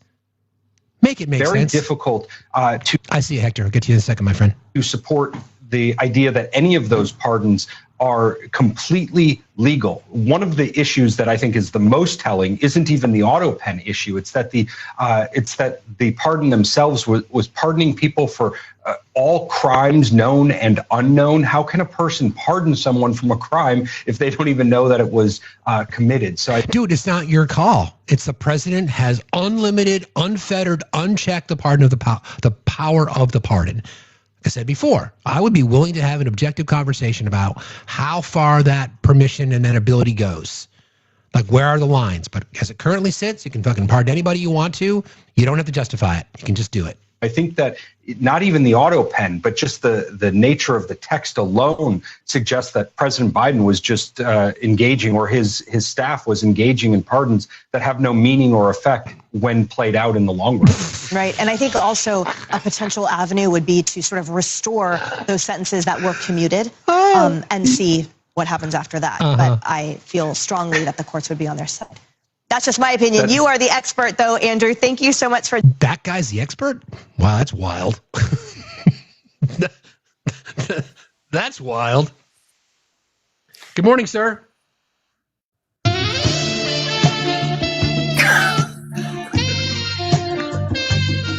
Sorry, you knew I had to, because I heard you talking about it. You knew I had to. Sorry. That's why we're friends, man. That's why we're friends. Absolutely. No, damn it, you threw me off. Gotcha. I got you. Happy Monday, everybody. Happy December. No, yes, first month of December. Goodness gracious, what a long year. What a long year. Guys, it hasn't even been a year since he's been in the office. I came up here because, one, every now and then I've went to Fox News to check some things, and it's mostly reading articles. Other than that, I just hear clips. And that was one of the most ridiculous clips I've ever heard in my entire life. If that guy's an expert, I'm SCOTUS. Like, what the fuck was that? Exactly. That's the expert? Like, really? Well, that tells you he knows his audience, though, right, Hector? That's the point. They That's the absolutely do. And this is something I'm gonna have to work this into a live somehow, some way. I really try to stress to Trump supporters not to like getting duped. Because that was disrespectful. Like, the way he just insulted people's intelligence is disrespectful. First and foremost, I love the framing of everything, which is President Trump absolutely has all the powers to revoke any executive order previously that he wants. Every president can do that. This isn't some special Trump power. This is just what presidents do. Okay? We know this. Exactly. And kind of like what you said, when it comes to pardoning, please, I really want a review of how presidents can pardon anyone. I could care less which president it is, because I think it is unchecked. Agreed. But last I checked, correct me if I'm wrong, the people who would have been pardoned have to commit like a new crime that you can get them on. You can't get them on the previous stuff unless you revoke the pardon. And to be honest with you, I have no problem with them figuring that out, so we can start to revoke the pardons that Trump has been giving out since his first fucking term. But the reason why I mainly requested up is because without fail, this happens. Trump says something, he puts out a Truth Social post, and then it's the talk of the town, typically in the debate spaces and whatnot. Because I went MAGA hunting last night, and I got on this one panel. It was auto pen, and I had no idea where it came from. I'm like, okay, why is this being brought up again? But fine. And I sat there and went back and forth with them, and they said, yeah, so it wasn't him who was doing it, it was his staff. No, first the issue was the auto pen. I said, well, Trump has used auto pens. Then it was like, well, it wasn't him doing it, he was on vacation signing things. I was like, previous presidents, including Trump, has used the auto pen on vacations. And then there was like, well, there was a report that came out that showed he didn't know he was signing because there was a slight variation between one signing and the other signing. And I was like, do you expect every single one to be the same? It was just a point to the next. Oh, and now I know why. Okay. So anyway, this is fucking nonsense. This is exactly why these people are so dense, because of stuff like this. I do not understand how Fox News is legally allowed to run. I really don't. Well, it's a fine line for me, because I'm a 10 toes down advocate for the free press. I really am. I don't. We talk about free speech a lot. We talk about freedom of religion, but I don't think we talk about the importance of the freedom of the press enough. Like I said, I'm a 10 toes down supporter of it. Fox is not journalism. They are technically an entertainment entity. They've even told they want to be considered as such, but they have rights under our Constitution to say whatever the fuck they want. The fairness doctrine, we can blame Ronald Reagan for a whole bunch of shit.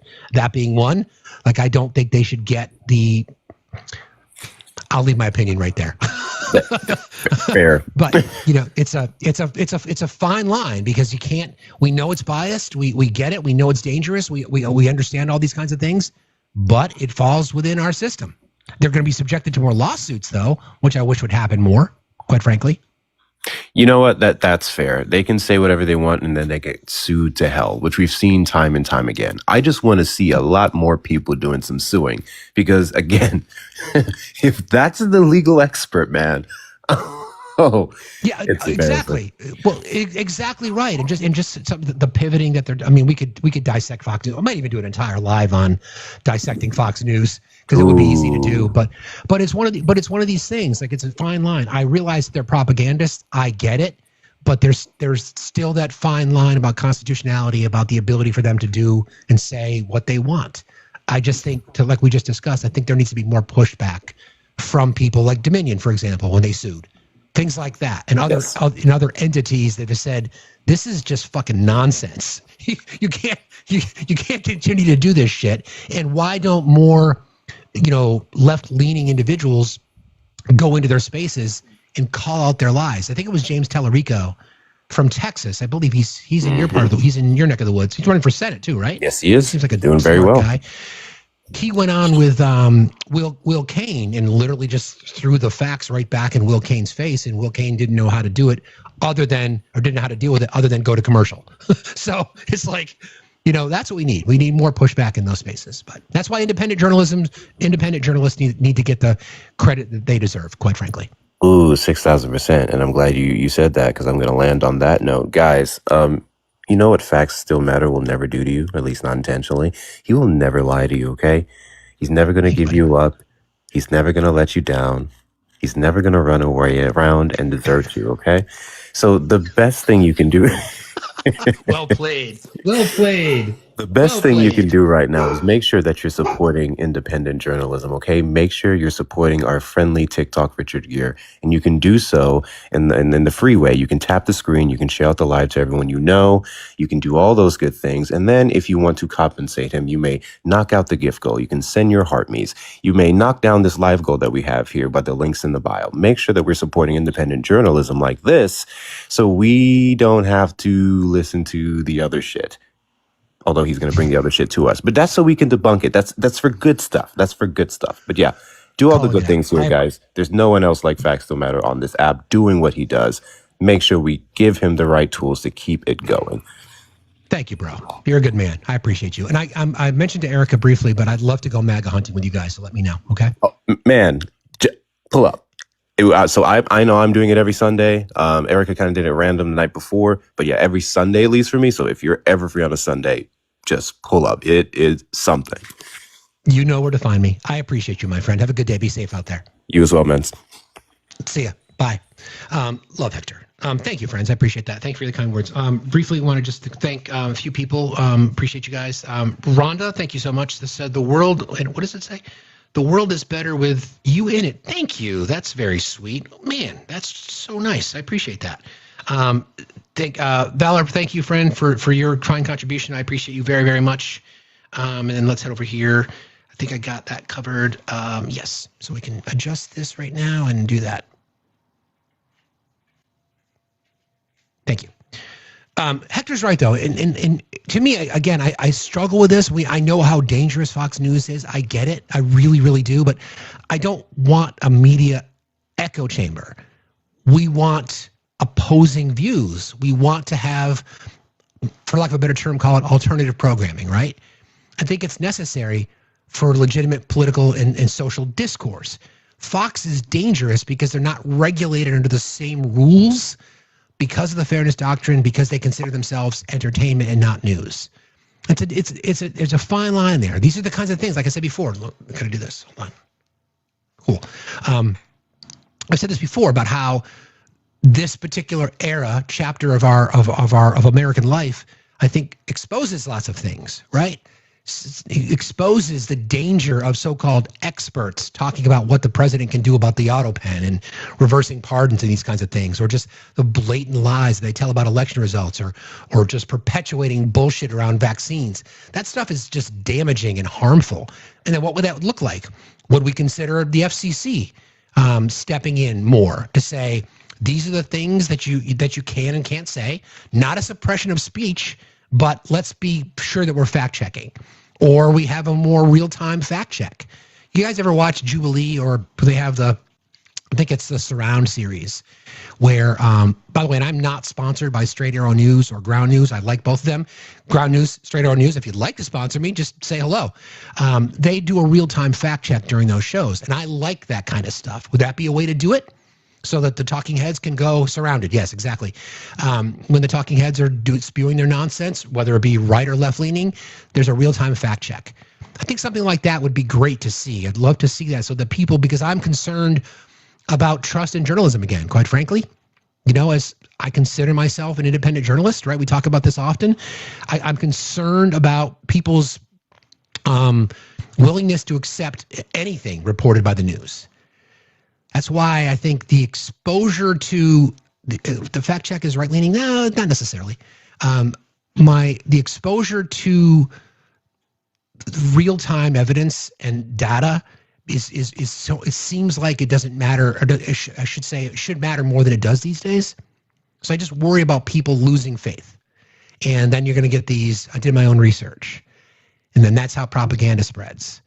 So we've got to build trust back up again within journalism, but I don't think it's the mainstream, quite frankly. Yeah, I agree with you, KP. It can't be the mainstream. When we have to, I'm going to do a show on Fox. I'm going to do the whole thing. It just popped into my brain. What it can't be is propagandized. We're all subjected to bias, right? We've talked about this many, many times. Fox and News Nation and Newsmax and OAN, that is propaganda. That's what their model is. It's effective. It sells advertisement. It is propaganda. You can't compare Fox and Newsmax to ABC and PBS. You just can't compare the two. I know the right wants to say that mainstream media is the danger. Well, there's no more mainstream media than Fox News. It is the #1 news channel on cable. There's no more mainstream media than that. So I don't know. Yeah. So yeah. Anyway, but thank you for those kind words, Hector. Appreciate you. Is this why your headline reads what it is? Is this why your headline reads what it is? I don't understand your question, Ryan. If you want to jump in the box and help me answer that, I'm not sure what you mean by that. Anyway, I digress. So I want to talk a little bit more now that I have this window. We'll go to noon today. If you guys want to help us bang out the gift goal, that'd be great. Also, don't forget about the merch store. There's some really cool items in the merch store, including the I Dissent shirt. Christmas is coming. We're gonna be, you can't hear. We're gonna be launching a couple of items that are holiday theme related. So, stop by there. Swing on by. You can find it at Facts HQ or at factsstillmatter.site.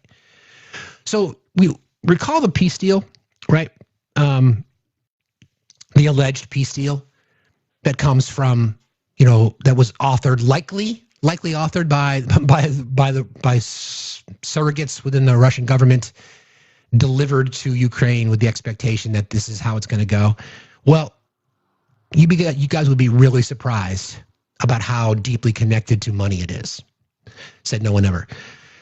According to the Wall Street Journal, the Kremlin has pitched a plan to the U.S. not just for peace in the conflict with Ukraine, but for deep post-war business collaboration between Russia and the U.S.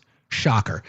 The proposal reportedly centers on a new peace through business model, economic cooperation, investment, joint ventures, rather than a strictly political peace settlement. U.S. officials, including envoys tied to the current U.S. administration, appear receptive or at least open to the approach. A peace plan framework that many critics say heavily favors Russian demands. Key components reportedly include limiting Ukraine's military, denying Ukraine membership in NATO, and recognizing Russian control over some occupied territories. As part of a broader economic pact, the unlocking and redistribution of frozen Russian assets, some of these funds, possibly tens or hundreds of billions of dollars, are proposed to be invested into reconstruction efforts and joint U.S.-Russian projects. It's always been Russia, Russia, Russia. A vision for renewed trade and investment between the U.S. and Russian companies, for example, in energy, infrastructure, technology, potentially resurrecting pre-war economic ties. So let me get this straight. Let me get this straight. Russia, the invading army, the invading army that invaded a sovereign nation, unaliving its citizens, committing war crimes, stealing land, even more than they've claimed to have captured already, is going to get rewarded by getting everything they want. Money that was frozen in European banks, they're going to get that back. U.S. companies connected with ties directly to the administration, because this deal was negotiated by Steve Witkoff, are going to stand to benefit. Is that tracking with you guys? And again, our friends on the right, no problems there, right? No big deal. No big deal. No corruption. Nothing to see here. Seriously, am I wrong about that? Think about it. Russia invades, and their penalty for invading a sovereign nation is to get their money back, territory that wasn't yours, and to be able to secure U.S. investments.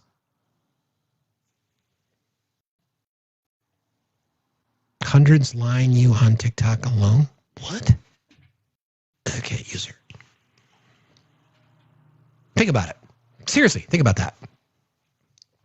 Western investments. Okay. Many view the proposal as a disguised attempt to normalize and legitimize Russian territorial gains rather than a fair, balanced peace plan. Critics call it a Russian-friendly plan masquerading as diplomacy. There's concern in Europe and among U.S. allies that such a deal would undercut decades of commitment to Ukraine's sovereignty, NATO enlargement, and broader Western security principles.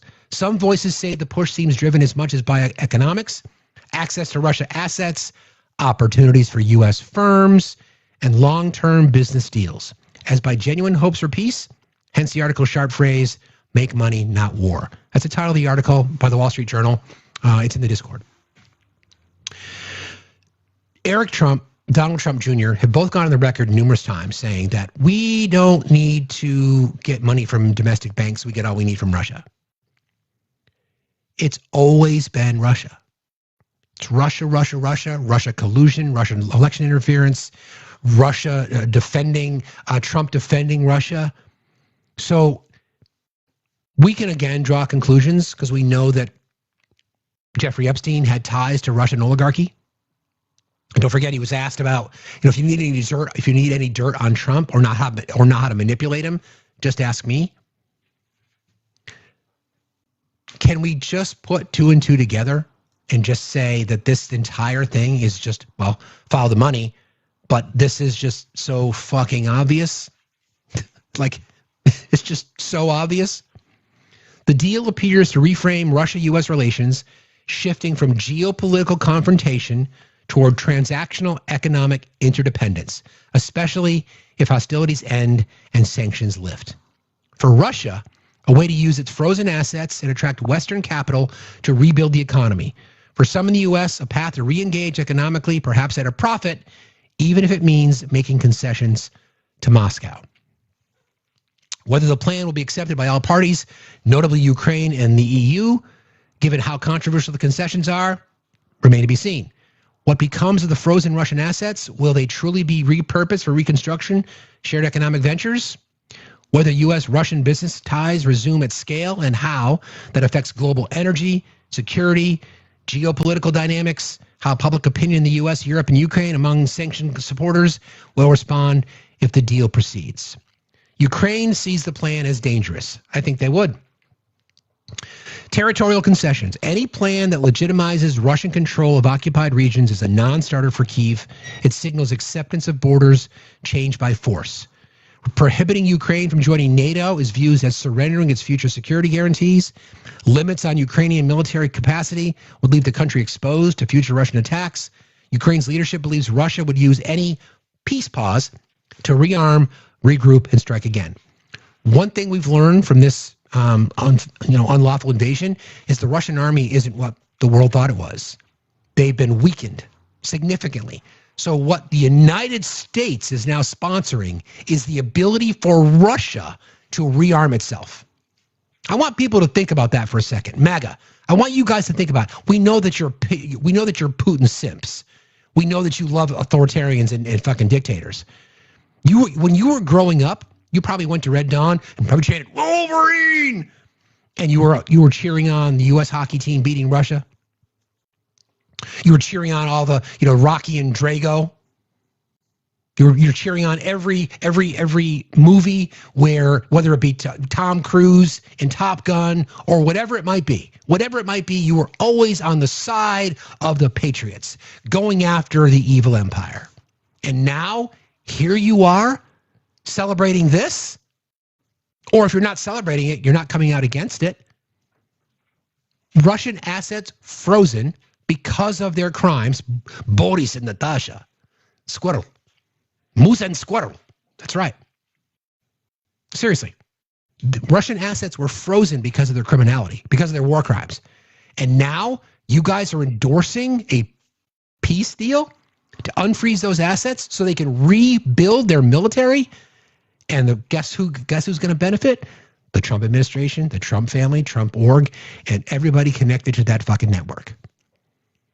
You motherfuckers are traitors. Every single one of you.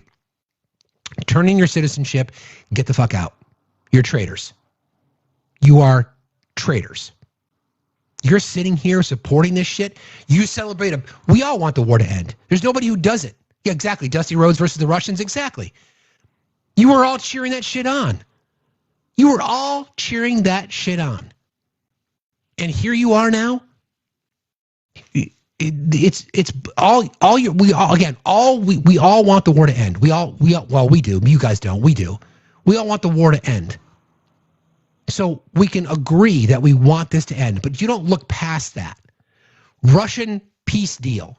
And then you end the sentence. And then we're like, comma, but what Russia gets from this peace deal is access to capital that was frozen because of their war crimes, and U.S. investments, including the Trump org, will be at the ready to reinvest. What does Ukraine get? They get nothing. They get nothing. Y'all are traitors. You should be embarrassed. You won't be, but you should be. So our job is to call that crap out every single day. None of you. We know these new creators on the right are gaining popularity because all they do is spread fucking lies. It bothers the shit out of me. I'm on a personal mission to troll because it bothers me. Because we bust our ass to make sure we're providing as much information as we possibly can. 20 hours a week, plus the time that I prep for the show, plus all the work that my mod team does. And then people can come up here and just fucking lie and spread misinformation and disinformation. And some of these people get gifted like 50,000 fucking coins. And I'm like, what the fuck are you people doing? What the fuck are you doing? Not about me. This is about the truth. This is about criminality and corruption like we've never seen before. This administration is without question the most corrupt, organized crime organization that I've ever seen. This makes like the Gambino family look like your local lemonade sellers. It's fucking wild that you guys could be supporting this because you won't look past the headline. Trump brokers Russia-Ukraine peace deal. Hey, see what Trump did? Yeah, what's the truth behind the story? You know? Gotta catch that dirt. What's the truth behind the story? Did any of you bother to read this? Did any of you decide like what's in it for Ukraine? Because the reason why is because you guys gobble down propaganda like Trump gobbles down Bubba. I'm just saying. Could you ever once just take a step back and look and say, this is fucking crazy? This is crazy. Instead, you'll say it's fake news. Pete Hegseth, fake news. Christine Ohm, fake news. Again, the terms of the actual peace deal that we have, the 28-point plan that we have, benefits Russia. No doubt about it. If there's nothing in there for Ukraine, it benefits Russia. It benefits the Trump administration because they can make this bullshit claim. It benefits Russia again because they get access to the capital back. It fucks over our allies. It fucks over our friends. It fucks over our partners. To what end? To what end? It's embarrassing. Traitors. Hey, Larry, how are you? Hey, Steve, good morning. Sorry about the wind chimes. I'm not trying to change the subject, but I'm just reading this myself. Did you know that Trump offered Maduro safe passage out for himself, his family, and many of his top leaders? I mean, in his cabinet, I guess. But I'm not surprised. Yeah, so it's on Fox News and several other sources. But he rejected it. So that just proves to me that it's not even really about Maduro. Because if he's going to let him get away, then what are we really going in for? So Oh yeah, that's prepping. We're going to give this guy a free pass, and then we're going to invade free oil. Right. We're going to claim it's something else, and we're going to Exactly. destabilize another country. Yeah, exactly. Yep. Yeah. Yeah. All right. Thank No, you. I appreciate. Thanks, Larry. I appreciate you, friend. Have a good day. It's just another example. Like it's just so obvious. It's so obvious to us. Every single day we see this shit. The corruption just gets ramped up every fucking day. Every day. You'll just ignore the fact that Trump's personal wealth has doubled since he took office. World Liberty Financial gets a handout through Binance and through the Qatari government. You know, I mean, it's just all this shit. You know, pardoning the Honduran president who was a convicted trafficker with the argument that, oh, we got to use it for intelligence. I mean, it's overwhelming. It's just so fucking corrupt, and his voters just don't give a shit because you think it's cool. You see what Trump did? Yeah, that's right. He got wicked fucking rich on the back of fucking Ukraine. Isn't that awesome? And we're like, what the fuck are you talking about? What? Yeah, you didn't see that? She negotiated the end of the peace deal, and Russia gets their money back, and we can become partners with Russia. And we're like, what the fuck are you talking about, Cletus? You want the Russian army to build back up again? Yep, we do, because we're fucking pro-Russia. Yep. What? Why would you? I mean, what the fuck is wrong with you people? When was Russia ever your friend? Seriously, they are a threat. They've been infiltrating our elections for decades. Cyber warfare, unaliving journalists, propping up authoritarian regimes, getting in bed with North Korea and China, and you want to give them more power to do that? You want to give them more money to do that? Are you kidding me? That's your answer to this shit? Give me a break. Yeah, they all have their mail order brides. That's exactly right. Hey, nothing against that. Hey, Shane, how are you? I mean, I guess I'm doing all right comparatively to, some other people in our nation at the moment. That's true. So I've come across a reoccurring theme, and I don't know how to get past it. So a majority of the people that I've been talking to that did not vote for this, or did not vote at all, I should say, they're not unhappy with what's happening. The Republicans did their job so well at making all of our governmental programs not work and making it so that every Democrat administration since fucking Reagan has had to clean up some sort of shit ass mess that the Republicans fucking made. Mm-hmm. That these people look at the system and they're like, fuck it, it doesn't work. This is how the system is designed, is that we'll never get ahead.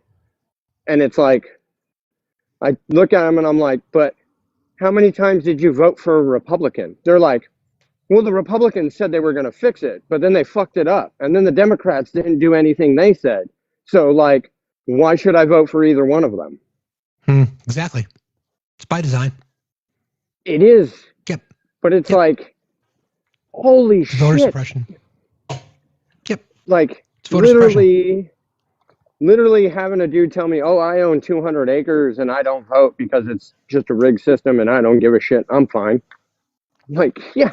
But what about the single mom with 2 kids who lives in Lower Bottoms in West Oakland, California? She doesn't have 200 acres, dude. She has 200 feet. If she's lucky. Like, these people sit here and this is the reoccurring, like I said, theme of the conversation. And I'm like, how do we get past this, Steve? And they're more susceptible to the disinformation that is being fed to them by fucking Newsmax and OAN and Fox. Mm-hmm. But here we are.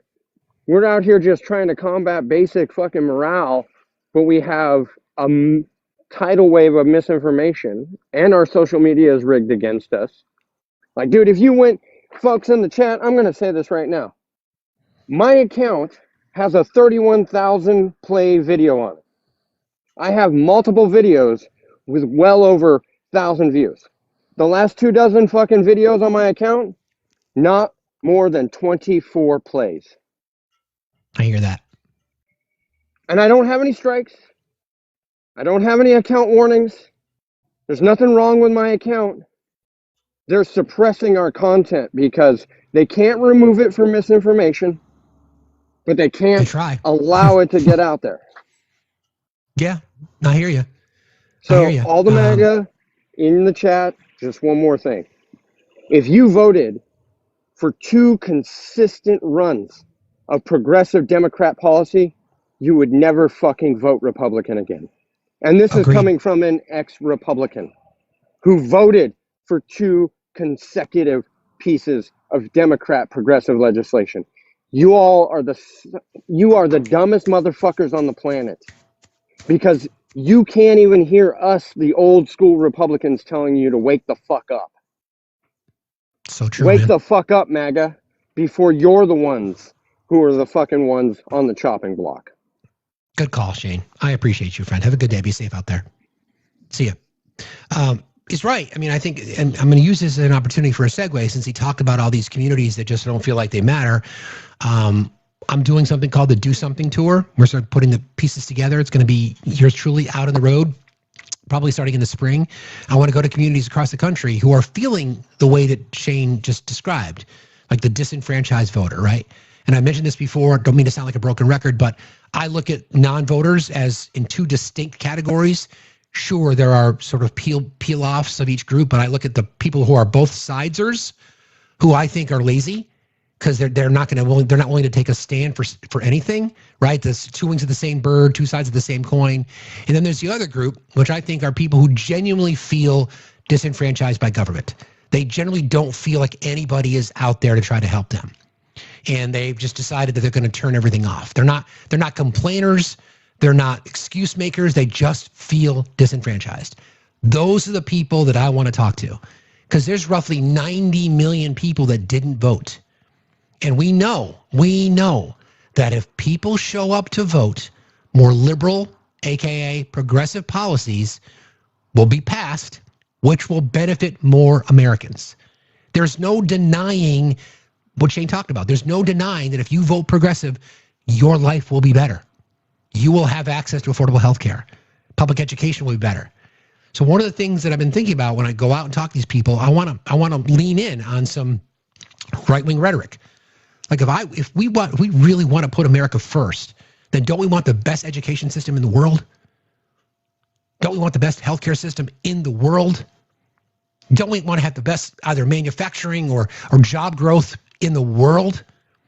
This is how you do it. So that's coming.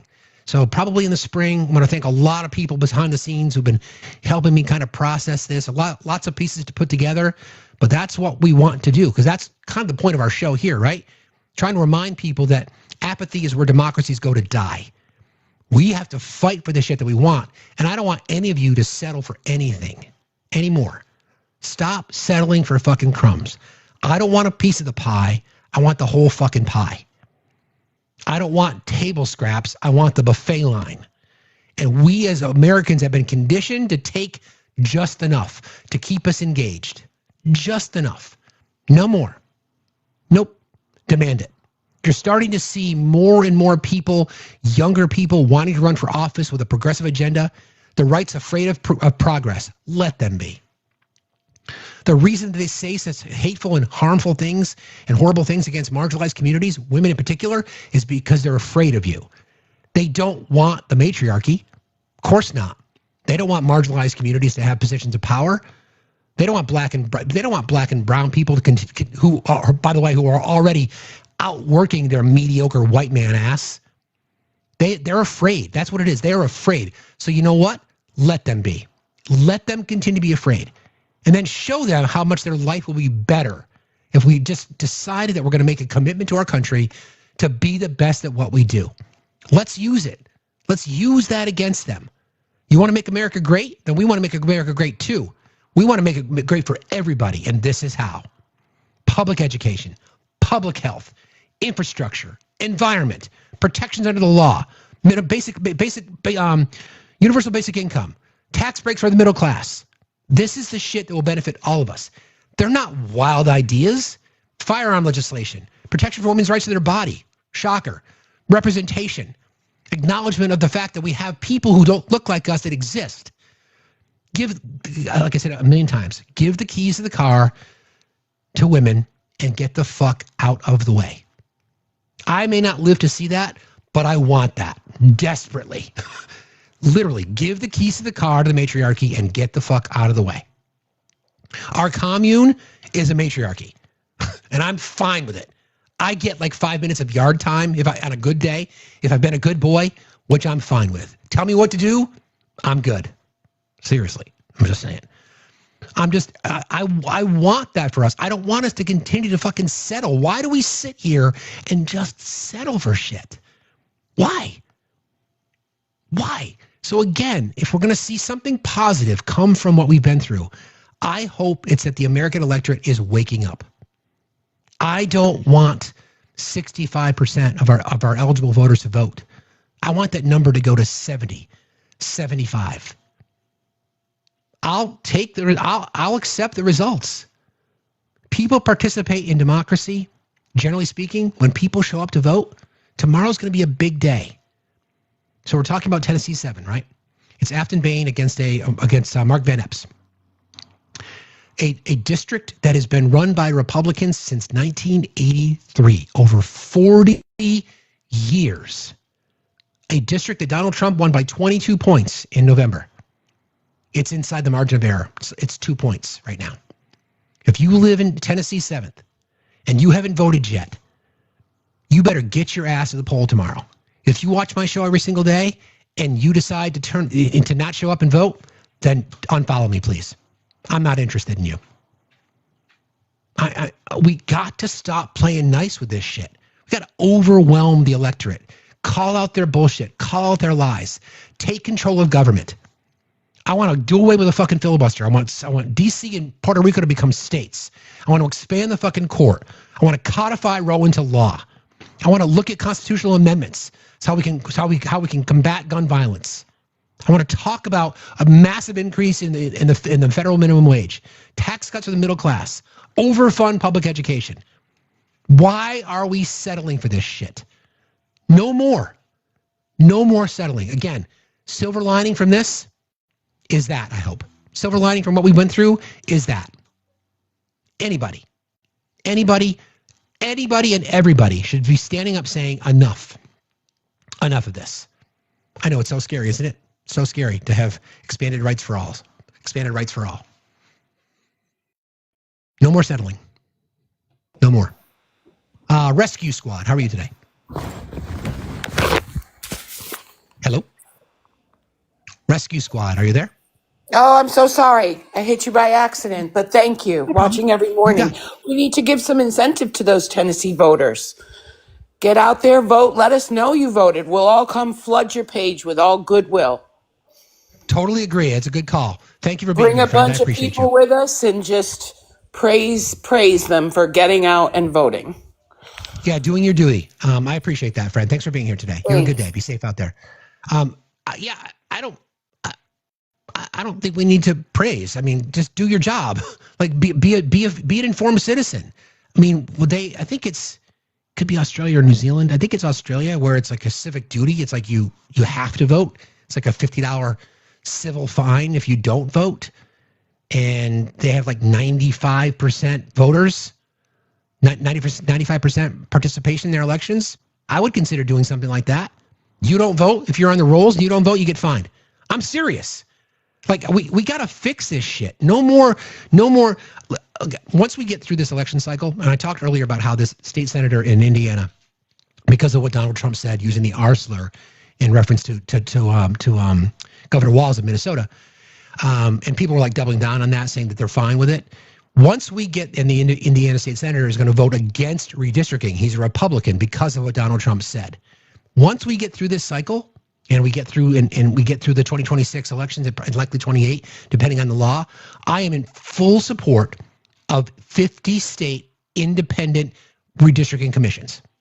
I hate gerrymandering. I can't stand gerrymandering. I don't like it. I don't like it when it happens on the right. I don't like it when it happens on the left. We certainly know that the right does it significantly more, but I don't like it. I would like 50 individual states, 50 independent commissions where they draw their own congressional maps after the census. I will take my chances in a free and fair election because I know the majority of Americans want what most progressives want. They don't want to label it. Do we all want affordable health care? Yes. Do we all want a better public education system? Yes. Do we all think we need court reform? Yes. Do we all think we should be looking at either age limits and or term limits? Yes. It's not that hard. It's not that complicated. We just need more people fucking voting. Period. Okay. I want to do a couple more things here. I want to play some. This is Mark Kelly. I want to close the show. Actually, I'm going to save him for last. Katie Miller, who is Stephen Miller's wife, has been doing the rounds in the mainstream media. She was on CNN recently, and she's just getting destroyed. I don't know what she's trying to accomplish because she's just not good at what she's been doing. Here's an example. She's on CNN. She's on Abby Phillips' show, and just this nonsense is crazy. Here we go. This is Katie Miller. Please do. I was President Trump's immigration spokesperson in the first term. I have been saying this on the record since we shut down the government to build the wall back in 2018. We are removing every single illegal alien that's in this country. And I would say a majority of those who've been removed have had serious violent crimes. That's today not true. Today in the New Yorker. That's not true. Today in the New Yorker. And they're all laughing at her because you didn't hear it. She's saying the majority of them that are being removed have criminal records with violent crimes. And they're all laughing at her because we know it's not fucking true. So Abby Phillips decides, I'm not going to use some left-leaning news agency as my source. I'm going to go right to the fucking source. Person saying That is actually that's false. Today in the New Yorker. Demonstrably false. Today in the New Yorker. Based on DHS's own data, a majority of the people that they've detained have not had violent criminal records. Have been removed. They have not. They have not had violent criminal records. Up until last year, if I'm not mistaken. I mean, come on. Seriously, like you're gonna go on there and you're just gonna fucking lie. And props to Abby Phillips. But why the fuck do we platform these people? Why? What good does that do to have somebody like that on their station spewing lies? It does no good. The mainstream media does it for clicks. Independent journalists don't. Why do they bother platforming that nonsense? Because you know they're going to be fucking lies. You know they're going to be, it's fucking Abby Phillip. Is it just Phillip or Phillips? Could be Abby Phillip. You might be right about that. My apologies. Why would we do it? Why? There's no reason other than the clicks. Okay? So mainstream media's got to fix their fucking shit. They've got to earn the trust back of the electorate. Because I don't trust them. That's why we do what we do here. That's why we look past. Certainly, I'll do an interview because interviews are a little bit different. But that person is on there to spew fucking nonsense. We will use sound bites and then we'll be like, what does that actually mean, though? That's why we peel the fucking layers back of the Russia-Ukraine peace deal. It's not what it's been told us. It's not what it's been told to us. It's all about fucking money. It's all about fucking money. So this is Mark Kelly. Let's listen to him. He's on with Dana Bash. Sources tell CNN after the missile struck the boat, there were survivors, and that a second strike was launched to kill anyone who was left. Secretary Pete Hegseth is defending the move, saying it is lawful under both U.S. and international law. Do you believe if there was a second strike to eliminate any survivors, that constitutes a war crime? It seems to. You mentioned that you are a captain in the Navy. If you received that order, would you have carried it out? No, and I'm a guy who I have sunk 2 ships. I've sunk an OSA-2 missile patrol boat in Kuwait Harbor, a Palnakni troop carrier in the Persian Gulf during the first Gulf War. I never, in that situation, questioned whether those strikes were legal. We were given an order to do this. It was a time of war. These were Iraqi ships with Iraqi crew members who posed a threat to the United States military, in this case, who they invaded Kuwait. We're trying to kick them out of Kuwait. This was approved by Congress, all of that, right? So, but if I was ever given an order for a second, I've had questions about the operation in general, and I've been saying this for weeks, putting service members kind of like, are you stepping over a line here? Is this legal? They have tied themselves in knots trying to explain to us on the Armed Service Committee how this is legal. Not sharing, all of the information either, which is really troubling. But going after survivors in the water, that is clearly not lawful. It's not even close to not lawful. It's a fucking war crime, and he knows it. He's trying to dance. He knows it. It's a little bit more sound from Marco Rubio because our allies have stepped up, right? Our allies have stepped up. Our allies have saying, listen, you're violating international law. We have to abide by it. We have to abide by it. Why aren't you? So Marco Rubio is getting dunked on and destroyed because of things that he said.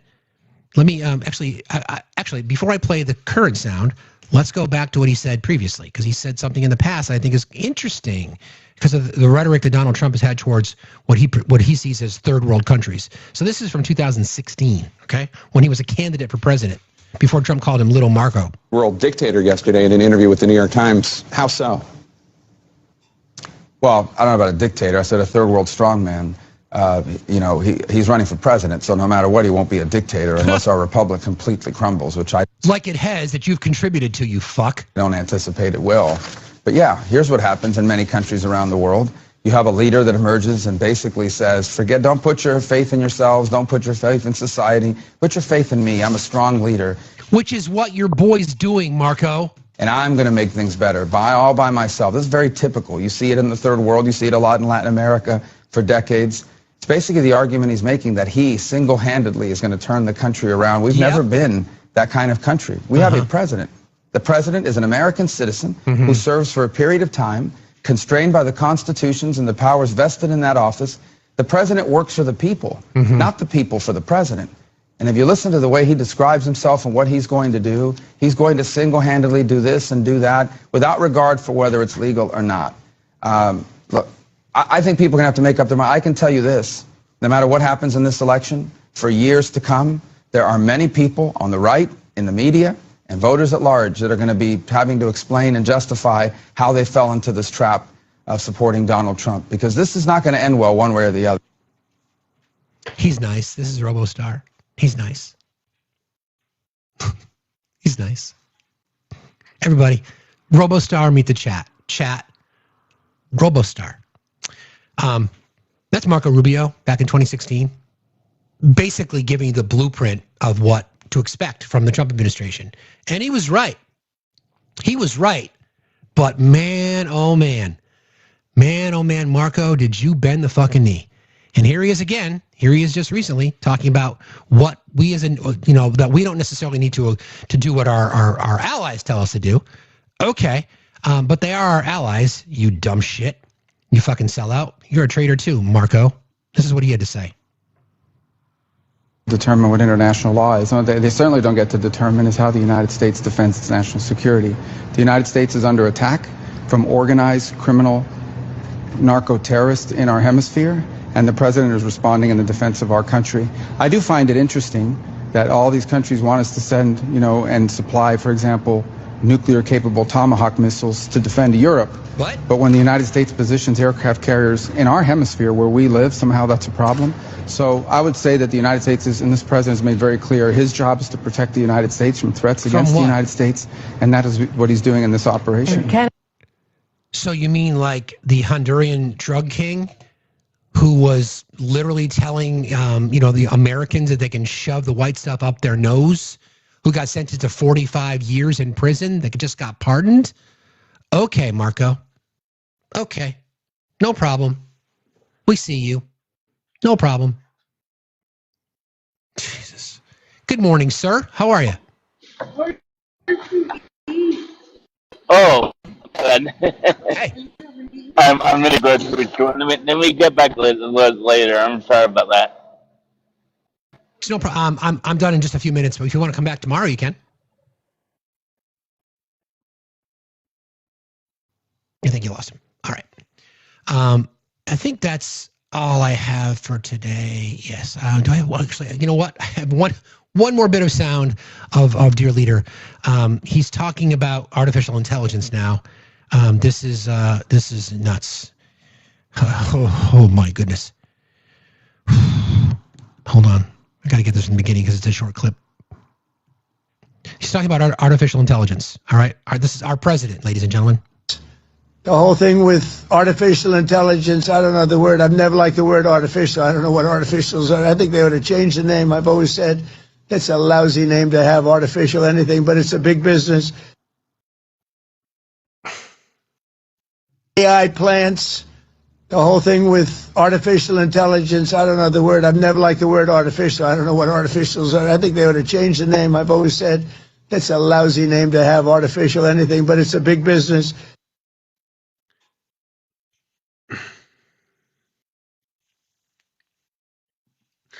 Okay. Anyway, thank you all for being here today. You guys are the smartest chat on TikTok. Thank you, mods. You guys are the best human beings on the planet. I appreciate you all. We're going to rate RTP today. Tell them we said hello. As a reminder, tomorrow, Tennessee's 7th Congressional District. This race is tight. This race is winnable. If you are in Tennessee and you are in District 7, your vote could make a difference between Donald Trump maintaining the majority and not. This election is going to tell us a lot. It's going to tell us a ton. A 22-point district that Trump won in 2024. Right now, most recent polling, it's 2 points with 5% undecided. Not only is that well inside the margin of error, it's neck and neck. So you know what to do, okay? Thank you, friends. I appreciate you all. We'll see you tomorrow morning, 8 o'clock Eastern time. And as a reminder, we are telling you to do something. Don't forget,